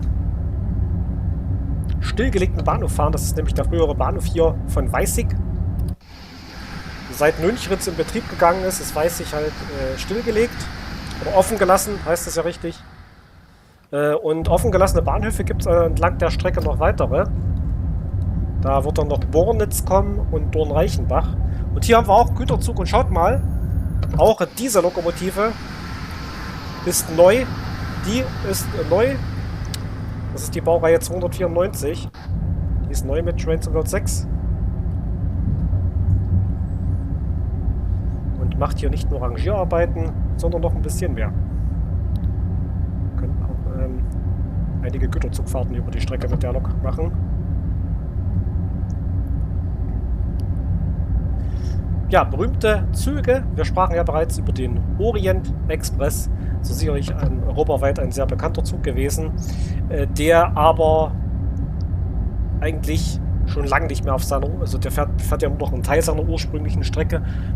Ursprünglich ging es ja mal von Paris bis ins heutige Istanbul. Mittlerweile fährt er, glaube ich, nur noch bis Venedig, wenn ich da jetzt richtig informiert bin. Ansonsten, ja, bekannteste Züge, kommt halt immer drauf an, wonach man sucht. Sucht man das nach solchen bekannten Zügen wie dem Orient Express, was ja Luxuszüge sind. Da gibt es weltweit ja noch den Eastern Orient Express, also der nach Malaysia fährt, die Blue Train in Südafrika. Aber wenn man jetzt eher auf Länder schaut, welche Züge sind bekannt, da denkt man natürlich, also die quasi keine Luxuszüge sind, sondern einfach bekannt für ihr Land. Da denkt man natürlich in Deutschland als erstes an den ICE, in Frankreich an den TGW, in Österreich wahrscheinlich eher an die Lokomotiven, gerade an den Taurus zum Beispiel. Also, und an den Weltjet natürlich.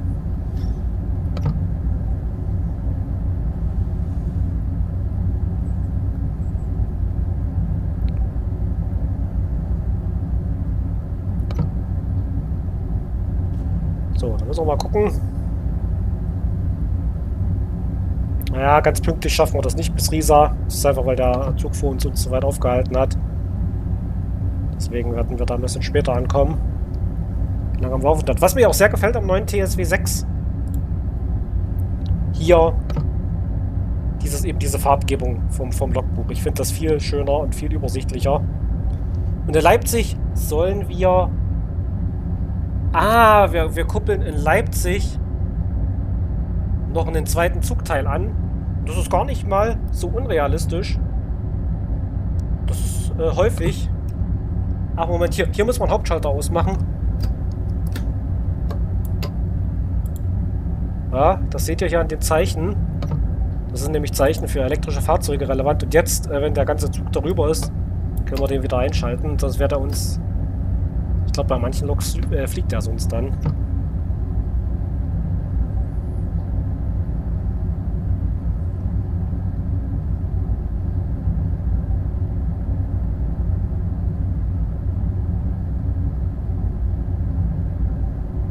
Angesiedelt hier ist diese Strecke im Jahr 2018. Und ja, war ja also die Zeit, wo da hat sich vom Verkehr auf der Strecke kaum etwas geändert. Das sind klar, sind einige Fahrzeuge heute auch da unterwegs auf der Strecke, die wir jetzt noch nicht in Trains im World haben, wie der Intercity 2 zum Beispiel. Oder die fünfteilige Variante vom ICE oder vom Thailand 2. Würde ich mir doch wünschen hier für die Strecke. Form vom Gameplay-Pack zum Beispiel. Aber ansonsten hat sich im Groben, so was da fährt, eigentlich kaum was geändert. Damals waren wirklich noch zeitweise Doppelstockzüge unterwegs, gerade im Feierabendverkehr, weil das einfach die Talentzüge trotz gerade als Fünfteiler oder Achtteiler einfach nicht geschafft haben. Hat man immer um die Feiertagsverkehr, also Feierabendverkehr, dann teilweise auch noch Doppelstockzüge eingesetzt. So, wir nähern uns Riesa, größter Ort hier unterwegs. Da müssen wir davor erstmal gucken, wo wir die 80 quittieren müssen. Das war nämlich hier irgendwo gewesen. Es geht auch hier über die Elbe dreigleisig. So, hier wird uns nichts angekündigt.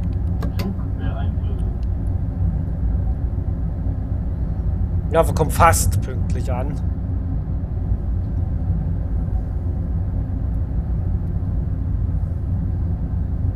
So, hier. Da war sie doch. Das war die 80 und wir müssen auch ein bisschen mal mehr an die Eisen gehen.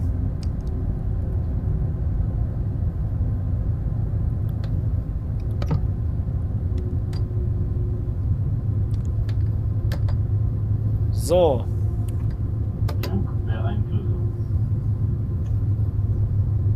Dann. Das will auch noch quittiert werden. Dann überqueren wir die Elbe zum zweiten Mal. Wir haben erstmals die Elbe in Dresden überquert, zwischen Dresden-Mitte und Dresden-Neustadt. Station Riesa, Ausstieg in Fahrtrichtung links. So. Ja, die Brücke auch neu gebaut nach der Hochwasserkatastrophe von 2002. Da hat es hier nämlich in Riesa die Brücke weggeschwemmt.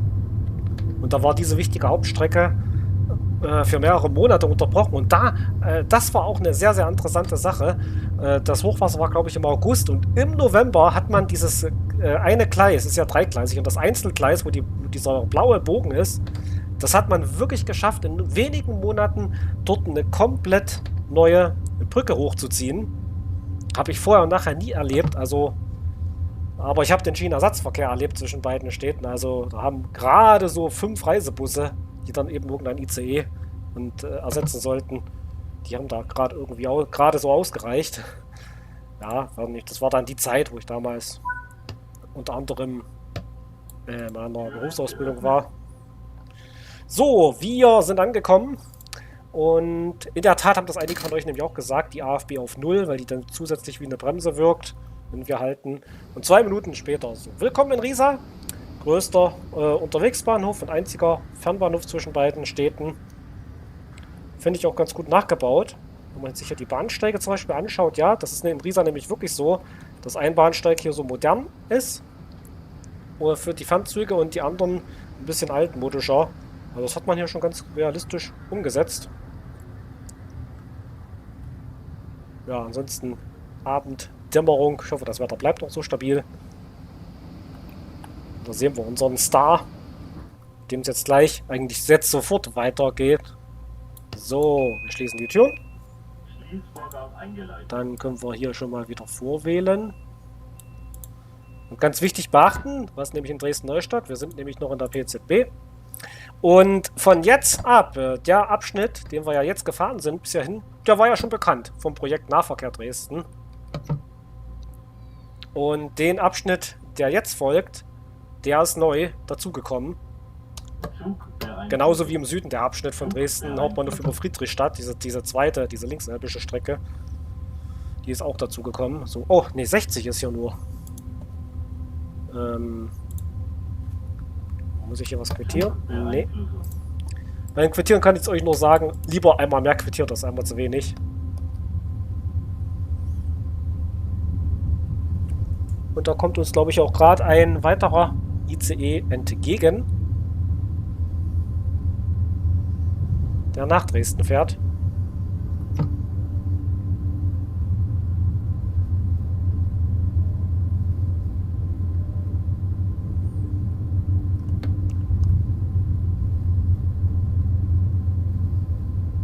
Wir warten Güterzug. Das hat er auch richtig gemacht. Der Güterzug muss warten und den schnelleren ICE durchlassen. Hier sehen wir auch die breiten Anlagen hier im Güterbahnhof von Riesa.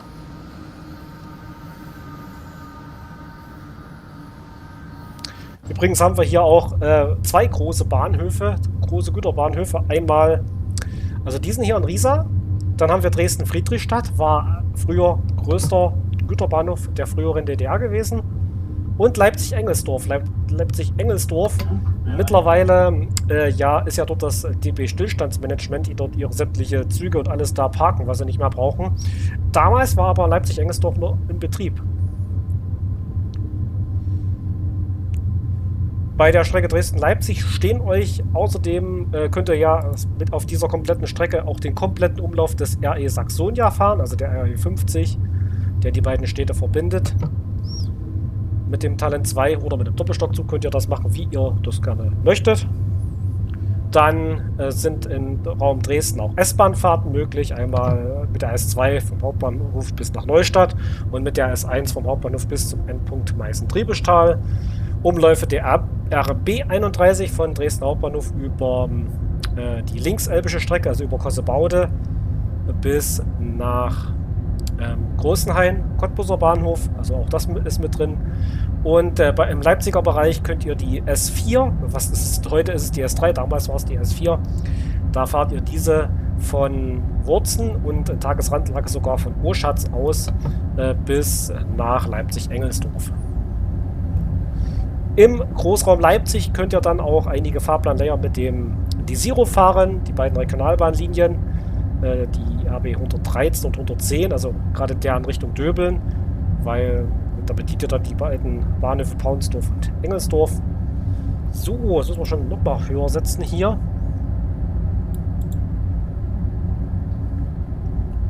Können wir gleich 160 fahren. Ja, und das ist wie gesagt jetzt hier der neue Streckenabschnitt, den wir heute hier zusammen erkunden. Und da vorne ist dann schon 200. Das heißt, da werden wir uns jetzt gleich irgendwo hier in die LZB einloggen. Und da bleiben wir dann auch bis kurz vor Leipzig.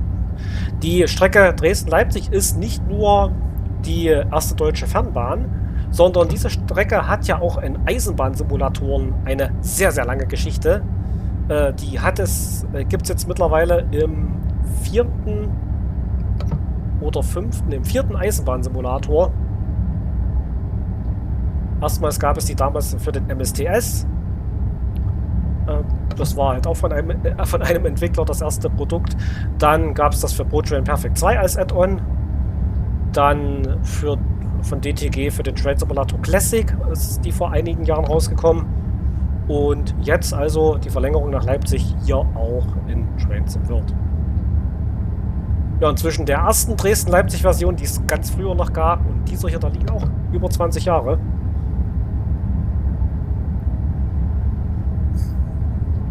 So, jetzt, Moment, jetzt sind wir, wieso sind wir nicht in der, wir dürfen gar nicht schneller, wir sind nicht in der LZB. Jetzt haben wir ein LZB-Kabel hier liegen, aber wir dürfen nicht schneller fahren, weil der Zug sich nicht in die, jetzt sind wir drin. Und jetzt können wir den auch hochsetzen. Bei der PZB ist es so, wenn ihr mit PZB fahrt, nicht schneller als 165. So, hier haben wir den zweiten stillgelegten Bahnhof, Dornitz. Dornitz bei Riesa, schön hochgebaute Bahnsteige, und dann hat, glaube ich, der letzte Zug, der da gehalten hat, 2008, das waren ja diese Connex-Umläufe, die bin ich damals auch ab und zu mal gefahren.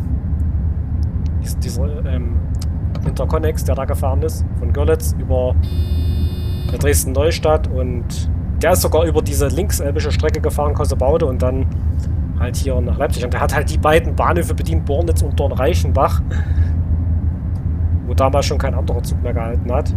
Aber ist auch schon lange her. So, wir sind Schnurstraße Richtung 200 und haben in Leipzig keine... Also Leipzig Gleis 14. Die Frage ist, Leipziger Hauptbahnhof, ich soll wirklich noch einen weiteren Zug ankuppeln. Und da ist es ganz wichtig, da müssen wir nämlich vorher logischerweise die Bugklappe aufmachen. das habe ich jetzt auch noch nicht so oft gemacht mit dem Zug. Das ist dann, meine ich, die Bugklappe hier im Zug. Ja, Kupplung, Steuerung, genau, das ist dann, glaube ich, hier. Das werden wir dann in Leipzig brauchen. Und diese beiden Zugteile, also man muss halt die Bugklappe dann logischerweise öffnen. So, jetzt sind wir bei der Höchstgeschwindigkeit dieser Strecke, knapp 200 Stundenkilometer. Und da sausen wir schon durch den nächsten Bahnhof Oschatz. Nächtlicher Endpunkt der S-Bahn. Hier nochmal zeigen, den Bahnhof von Oschatz. Und auch hier beginnt auch eine Schmalspurbahn, die hier in Richtung Mügeln fährt. Ja, denn Sachsen ist ja das Land der Schmalspurbahnen. Weil es ja doch richtig viele gibt. Kreis Zittau zum Beispiel, im Zittauer Gebirge, dann ja, allein im Raum Dresden gibt es die Weißeritztalbahn, dann gibt es die Lößnitz-Grundbahn, dann hier halt in Oschatz die, also ich könnte sie glaube ich gar nicht alle aufzählen. Im Erzgebirge gibt es die Fichtelbergbahn, dann gibt es noch in der Nähe von Jöstadt, gibt es glaube ich auch eine, in der Nähe von Zwickau ist das. Also fallen sie spontan gar nicht alle ein. Und ich bin auch noch nicht mit allen gefahren. Ich bin jetzt vor einiger Zeit mal mit der Lößnitz-Grundbahn gefahren, da auch Aufnahmen gemacht.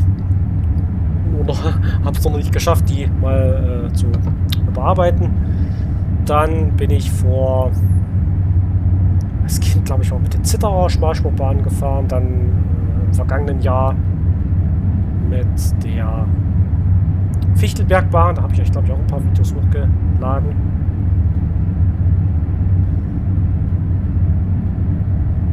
Ja, das also, man kann da bahntechnisch in Sachsen auch schon einiges erleben.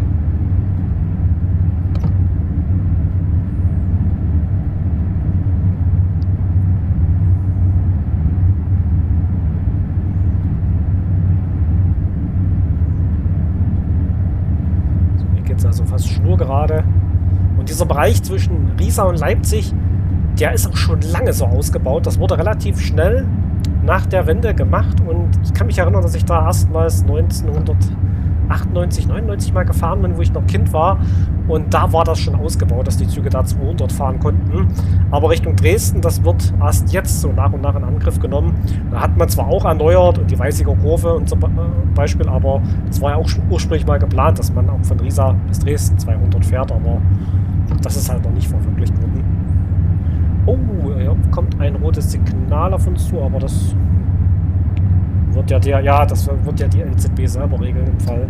So, auf jeden Fall die Beschleunigung. Ach, jetzt hat es umgeschaltet. So, jetzt sausen wir hier an Dahlen vorbei. Hier gibt es ein paar Industrieanschlüsse.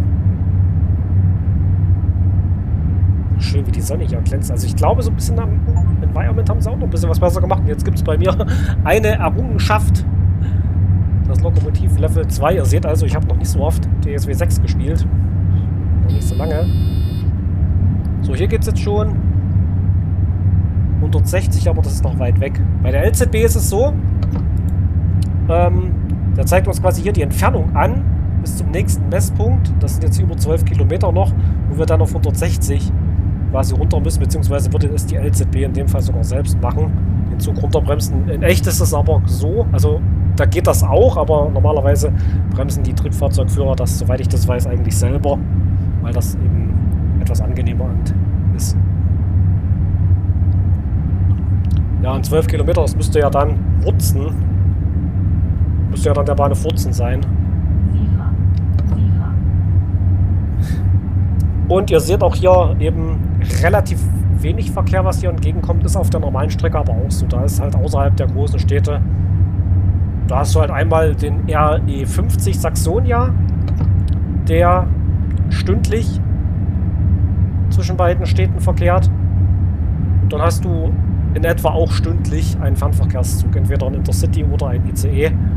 Und nur den Stadtgebieten hast du halt noch S-Bahnen, also zwischen Coswig und Dresden, beziehungsweise zwischen Wurzen und Leipzig. Zwischendurch hier und da mal ein Güterzug, aber es ist jetzt nicht so, die Strecke ist jetzt nicht so extrem stark frequentiert, wie man das zum Beispiel von einem Frankfurt-Fulda erkennt.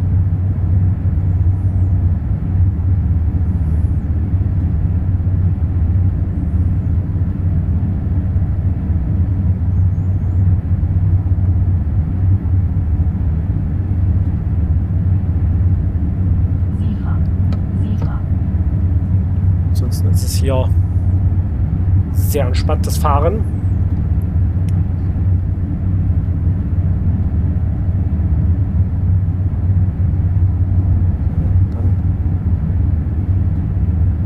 Das hier ist Dorn-Reichenbach, ein weiterer stillgelegter Bahnhof. Aber betrieblich wird das Ganze ja noch benutzt. Zum Beispiel, dass hier mal Güterzüge überholt werden. Und hier hat man zumindest, wo ich damals auf der Strecke noch ein bisschen öfter unterwegs war, Ende der 2000er Jahre war das gewesen, 2008, 2008, 2009, da hat man eigentlich immer Güterzüge stehen sehen dort, die dort überholt wurden. Ja, war also der dritte stillgelegte Bahnhof. Also man findet hier viele stillgelegte Bahnhöfe.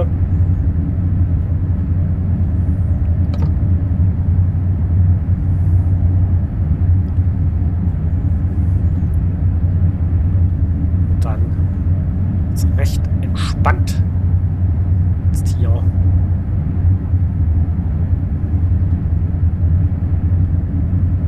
So, davon kommt jetzt die besagte 160 hier. Der Bahnhof von Küren. Und ja, die 160, das ist dann schon Wurzen. Das ist quasi die letzte etwas größere Stadt vor Leipzig.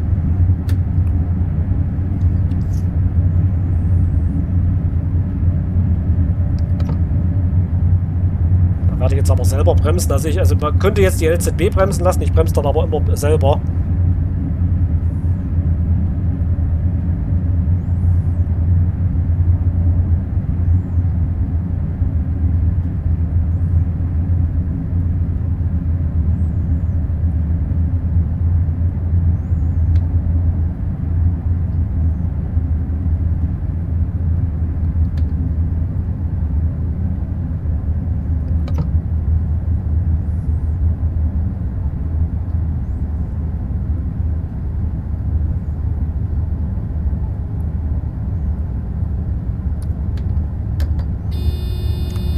So.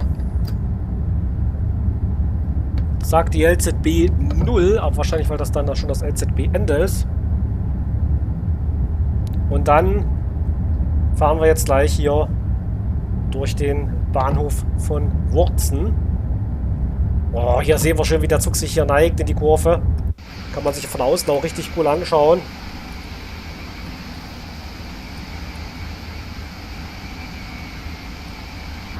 Da haben wir wirklich mit dem Punkt mal die Neigetechnik richtig gesehen.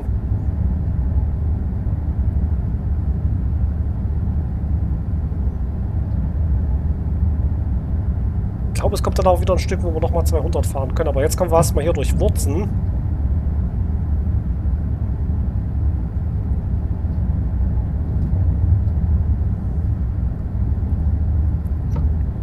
Auch der reguläre Startpunkt der damaligen S4. Nur die nächtlichen Umläufe sind weiter bis Urschatz gefahren.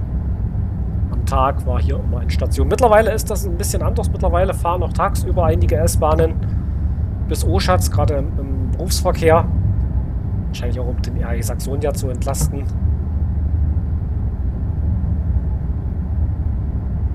Hier wieder sehen wir die Neigetechnik. Haha, kommen wir doch auf unsere Kosten hier. Dann geht es hier einmal durch den Bahnhof von Wurzen. Kommen also unserem Ziel immer näher. Und da kommt uns hier die S-Bahn entgegen, der vom MDV. Wenn ihr die S-Bahn-Fahrten machen wollt, dann braucht ihr hier zusätzlich das Add-on Rapid Transit. Das war die allererste deutsche Strecke, die uns ja auch nach Leipzig geführt hat. Und wenn ihr die habt und beides installiert ist, dann könnt ihr auch mit diesem Zug hier die S-Bahn-Fahrten machen. So, jetzt geht es hier dann gleich wieder auf 200. 23 Kilometer sitzt noch. Und wir fahren, glaube ich, bis kurz vor dem Leipziger Hauptbahnhof auch LCB geführt bis, ich meine, Paunsdorf. müsste dann das Ende sein. Das ist der Vorteil, wenn man die Strecke schon in mehreren Simulatoren hatte, wie es ja bei mir der Fall war. Wie gesagt, die allererste Version, die ich hatte, die war ja Microsoft Train Simulator. Da konnte man ja zum Beispiel die Sicherungssysteme gar nicht darstellen. Außer die SIFA konnte man das ja gar nicht groß darstellen. Wir haben jetzt übrigens gerade Bennewitz durchquert. Die meisten Bahnhöfe zwischen Wurzen und Leipzig, die werden nur von der S-Bahn bedient. Lediglich Engelsdorf und Borsdorf. Dort hält auch der RE50.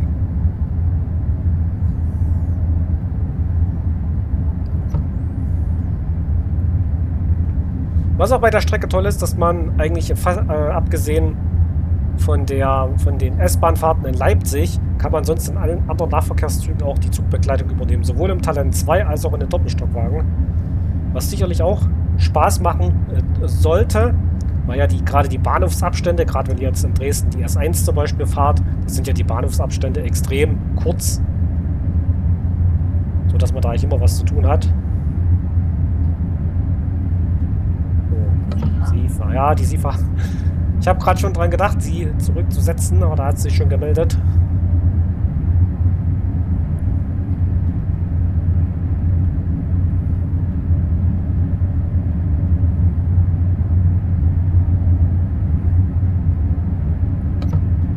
Hier kommt uns der RE Saxonia entgegen.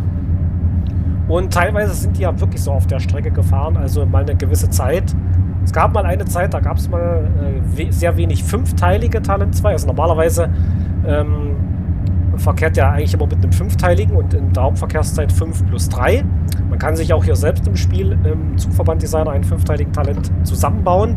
Habe ich euch auch schon gezeigt, wie das geht. Und es gab aber auch mal eine Zeit, da sind stattdessen 2 Dreiteiler gefahren. So hier, das ist jetzt Machern. Müsste das, glaube ich, gewesen sein. Und wir haben bald fast geschaffen. Wir sind doch schon über eine Stunde unterwegs. Ich hoffe, das klappt dann alles mit den Wagen ankuppeln. Da habe ich schon ein bisschen Angst davor, das jetzt ist. Also wir sollen erst am Bahnsteig 14 anhalten. So.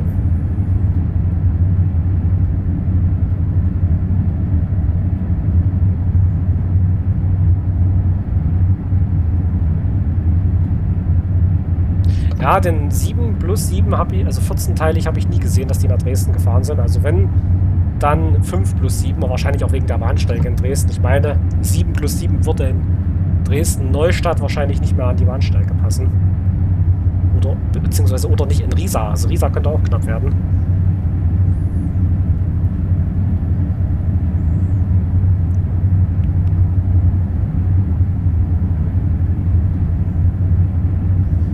Aber schön gemacht hier. Also insgesamt muss ich auch sagen, ich fahre gerade die Strecke das allererste Mal hier ab. Dafür läuft es ja wirklich super, super flüssig. So, da vorne wieder... Ach, das ist das, was die LZB sagt. Das ist auch das, was die LZB uns im Prinzip die ganze Zeit schon vorsignalisiert. Da vorne ein Signal auf Halt ist. Er hat jetzt aber umgeschaltet. Sehr gut.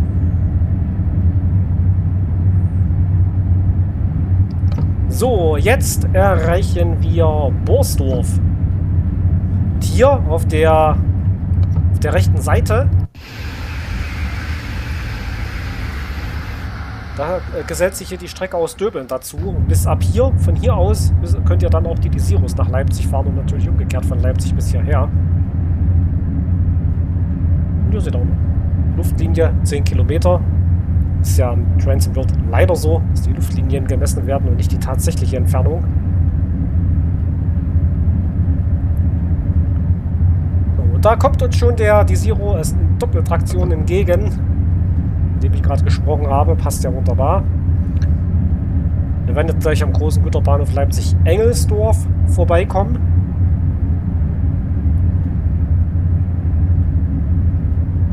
Und gleichzeitig haben wir dann irgendwann das... Okay, der will es wirklich da runterbremsen.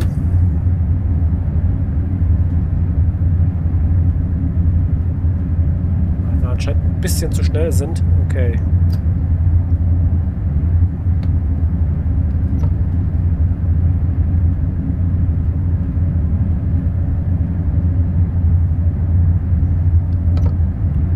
hier sind das schon die Ausläufer vom großen Güterbahnhof in Leipzig-Engelsdorf, der sich jetzt hier dazu gesellt.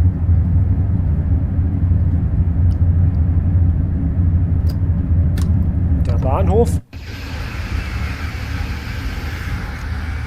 Können wir mal gucken, das Areal.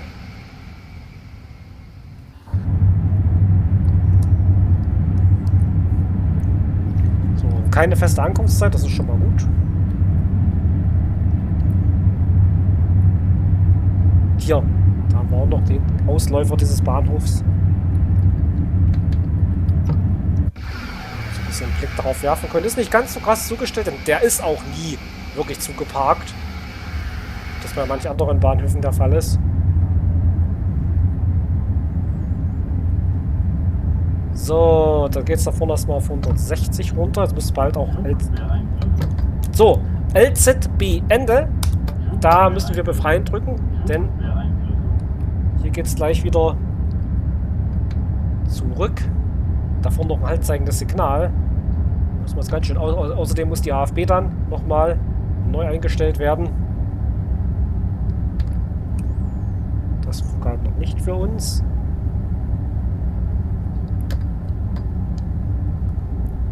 Oder ist das? Ah ja, doch, das wird das Einfahrsignal für Leipzig sein. Und da wir ja einen zweiten Zugteil aufnehmen sollen. So, jetzt auch AFB aus und nochmal rein. Das ist ganz, ganz wichtig. Denn... Aber die wird jetzt erstmal keine Rolle spielen, also. Ah, okay. So, da sind wir ja fast schon da. So, hier, das habe ich schon gesucht, das Vorsignal. 80. Die ist natürlich quotierpflichtig. Und die 40, die da vorne kommt, auch. Und diese Brücke hier auch sehr, sehr gut gemacht, also... Das ist so ein ganz typisches Zeichen, wenn man hier von Leipzig Richtung Dresden fährt. Diese Brücke, das ist so ein wirklich ganz, ganz typisches Zeichen. So, hier muss gleich das nächste Signal quittiert werden. Da haben wir 40. So, wunderbar.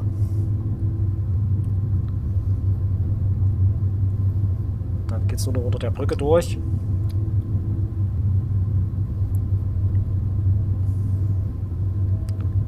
Da sehen wir schon die Abstellbereiche vom Leipziger Hauptbahnhof.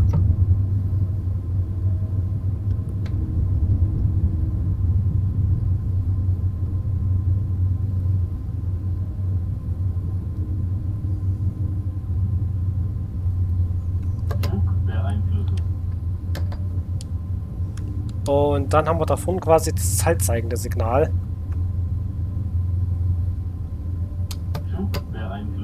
So, haben wir das gemacht. Und da sehen wir schon die Hallen des Leipziger Hauptbahnhofs. Genau, wir halten an so einem, vor so einem Sperrsignal. Wir halten vor einem Sperrsignal.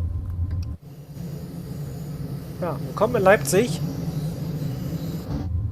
Jetzt muss ich mich aber hier sehr konzentrieren, dass wir dieses Signal dort nicht überfahren.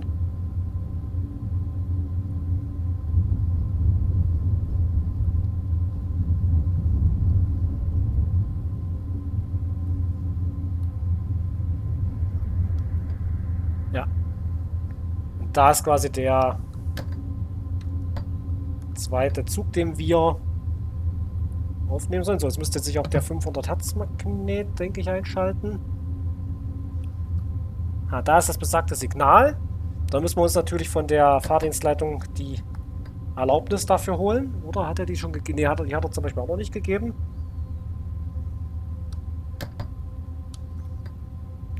So, aber das finde ich dann immer gut gemacht hier. Hier wartet schon der nächste Anschlusszug.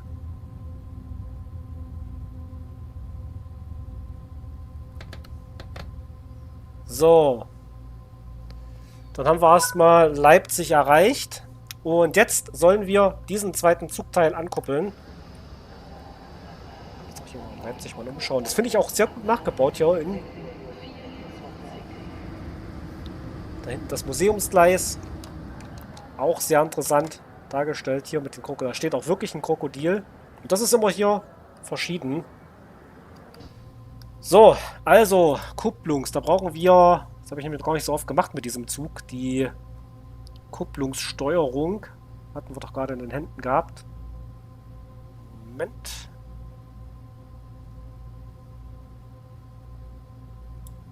Ah.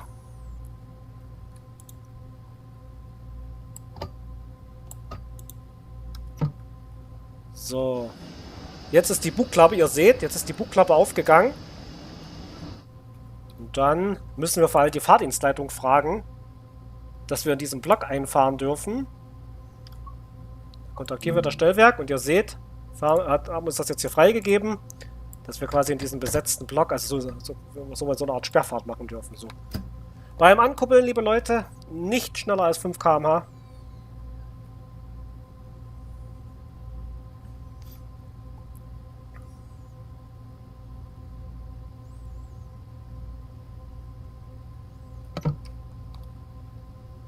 Und ihr seht, weil wir die Kupplung aktiviert haben, fährt der auch gar nicht schneller. Ihr seht's.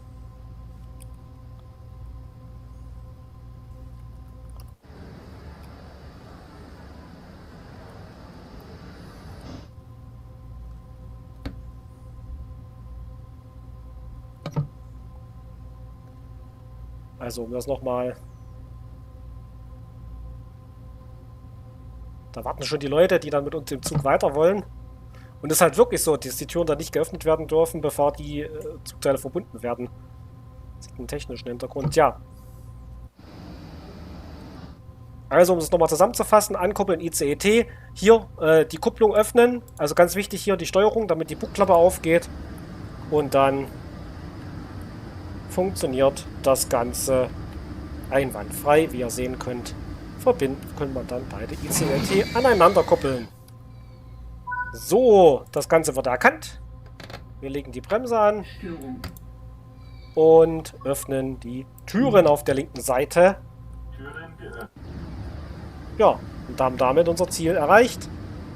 Finde ich eine tolle Sache, auch mal Zugteile entkuppeln oder zusammenkuppeln. Der Zug hat noch eine weite Reise vor sich über Erfurt, Eisenach, Gotha. Das finde ich auch schön, dass man das wieder ein bisschen mehr beschrieben hat. Ja, der hat noch einen weiten Weg vor sich. Wird da wahrscheinlich gegen hier ist es jetzt im Spiel 7:30 abends. Naja, so gegen Mitternacht könnte er in Frankfurt dann ankommen.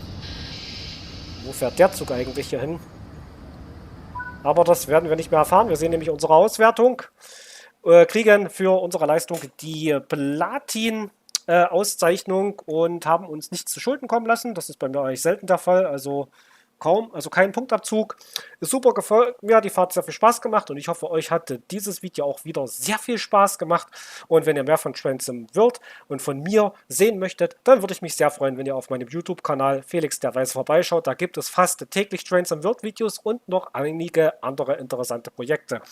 Und ja, ich bedanke mich auch bei Dovetail Games, die mir hier diesen Slot zur Verfügung gestellt haben, dass ich das Video für euch machen konnte und wünsche euch dann noch eine schöne Zeit und sage Tschüss, bis zum nächsten Video. Euer Felix.